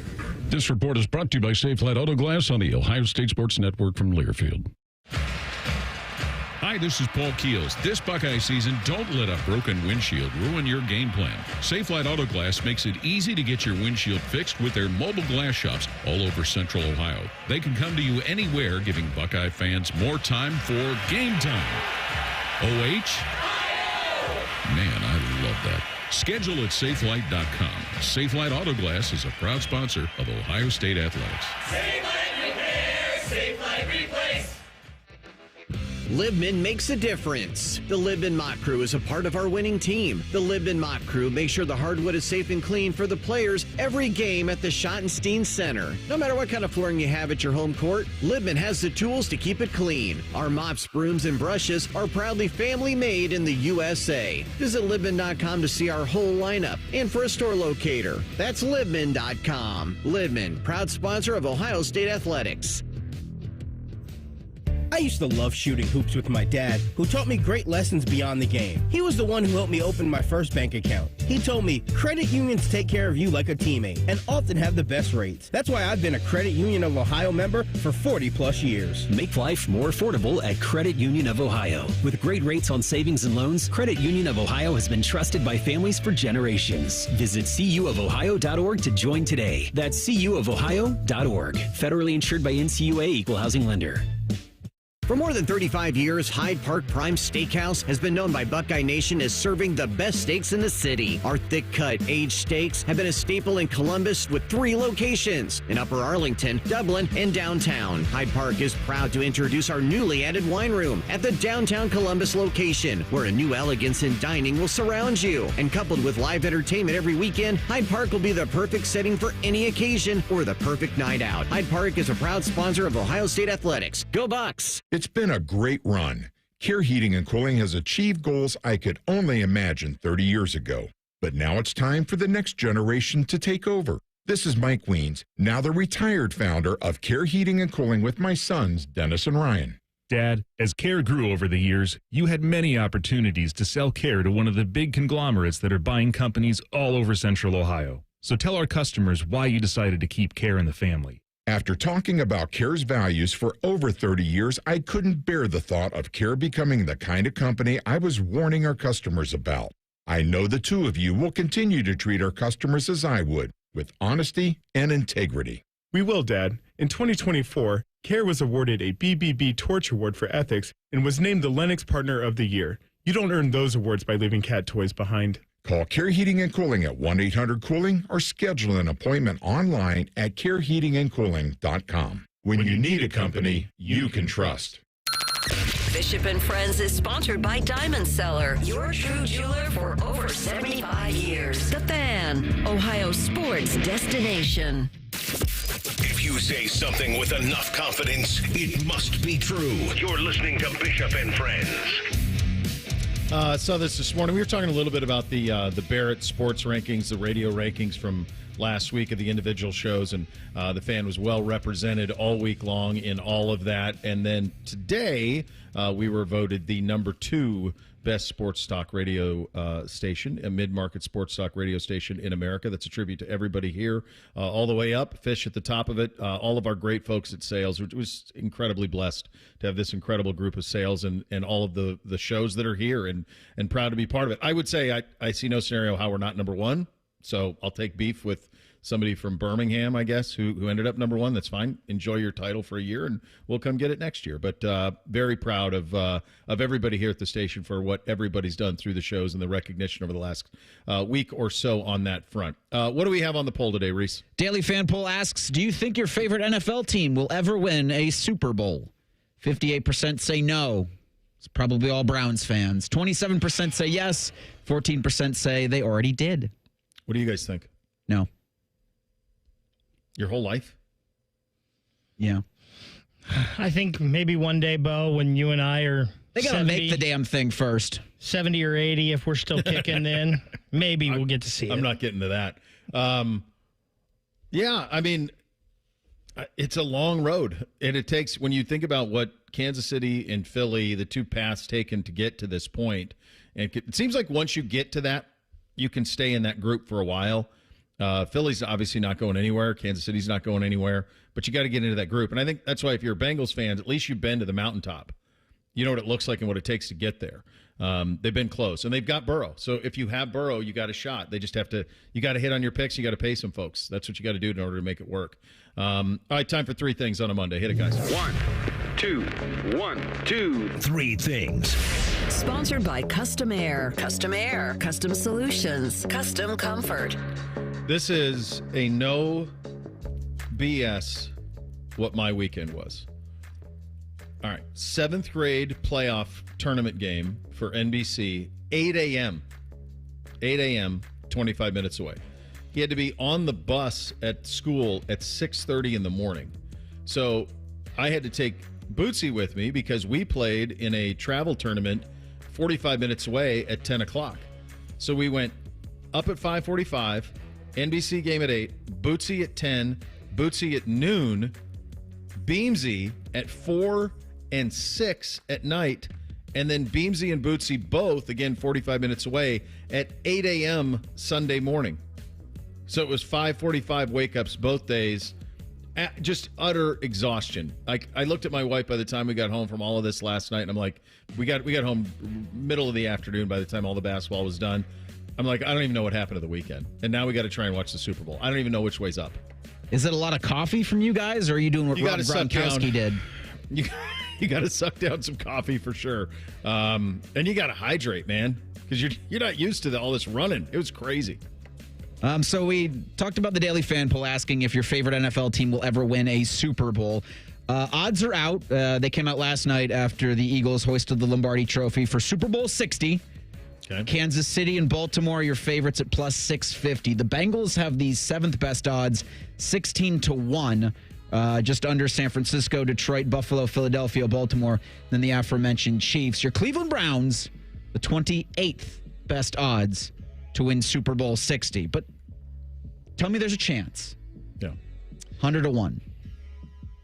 Busy weekend for me as well, Bo. Obviously, Thursday night, my friend got into town with his wife, so we were up late, hanging out and catching up. Then up early to come in for the show. Then we headed out to Pickerington for a freshman basketball game, headed back to town for a fun casual joint, then ended up at an indoor golf simulator, then to an establishment to throw some darts and have a couple pops. Up early again Saturday, back at it, Jackets, UFC, another late night. The fan call-in show was awesome yesterday. Got to sneak over to Hollywood Casino and watch the first half of the basketball game with Scotty and Bids and Fish over there. And then home last night to watch the Super Bowl. Woke up this morning, said our goodbyes. They're on their way back to Kansas City. Hopefully a safe ride home. Glad everyone had a great weekend. Number 2 for me, this is your Uncle Bo's advice if you're going to host a youth basketball tournament. Just fill one age group and get it all done in a window. So here, this was the schedule we had. Play at 8 a.m., when you play at noon, when you play at 4, when you play at 5. Here's an idea. Play at 8, play at 10, play at 11, play at 1. Get it all done in nobody wants to spend a whole day sitting around gyms. Okay? Get your age groups done in a timely fashion, please. Happy DeAndre Hunter Day to all who celebrate. He's going to make his Cavaliers debut tonight against the Minnesota Timberwolves at 7. He's going to be wearing number 12 for the wine and gold. Cavs are going to play at the Boston Celtics February 28th. So the last Friday of the month is when you're going to, I think, get to see if this trade worked out, because they're the top of the mountain right now, and they're the reason why you made that move, the Cavaliers, at Thursday's trade deadline. You'll know it works in May. It'll be about May. Probably. Yeah, that's when you'll know. We've talked a lot about Zach Werenski's home point streak, and it's pretty amazing. 21 games now. Orr, Housley, and Coffey. He mentioned the names earlier for defensemen all time. How about the longest home point streaks for active players in the NHL? This is all the players, not just defensemen. Nathan McKinnon, 23-24, had a 35-game point streak. Connor McDavid, same year, a 26. Nikita Kucherov, the year before that, 24. Zach Werenski is 4th. All players, active home point streaks, and all of those guys, MVPs. Pretty sure that Wayne Gretzky has a point streak from the 80s that lasted 6 years. It's very well possible. He got a point I'm kidding, but not really. If you go look. That might have been all games, not just home games. All games. Yeah, all games. He's a point every time that the Edmonton Oilers played. Number 3 for me, I didn't know, if I listen to the category of I didn't know Beamsy had this in him, hotly contested game on Saturday night. A team we played before. He gets a steal, goes up for a shot. A bigger kid just buries him, fouls him, and Park goes to the line to take 2 shots, and the kid did the too small thing. Beamsy shot up like a missile, got in the kid's face, and pointed scoreboard. We're up 8 with 2 minutes to go. He went scoreboard. I'm like, wow, that's awesome. I didn't know you had it in you, brother. I was excited. The one stat line that matters, points. That's it. We have more than you right now. The New York Magazine reported last month a Connecticut state senator introduced a bill that requires movie theaters to disclose exactly how long the previews are. Would let you better know what time to actually get somewhere for a movie. Not a bad idea. My third thing, the Jake Diebler Show. Up next, you'll hear from the coach. Also, Rothman and Ice, the whole gang, back from New Orleans. I'm sure they'll have plenty of Super Bowl tales for you. Yeah, that to look forward to, which is nice. We're back tomorrow, Bishop and Friends, right here on The Fan.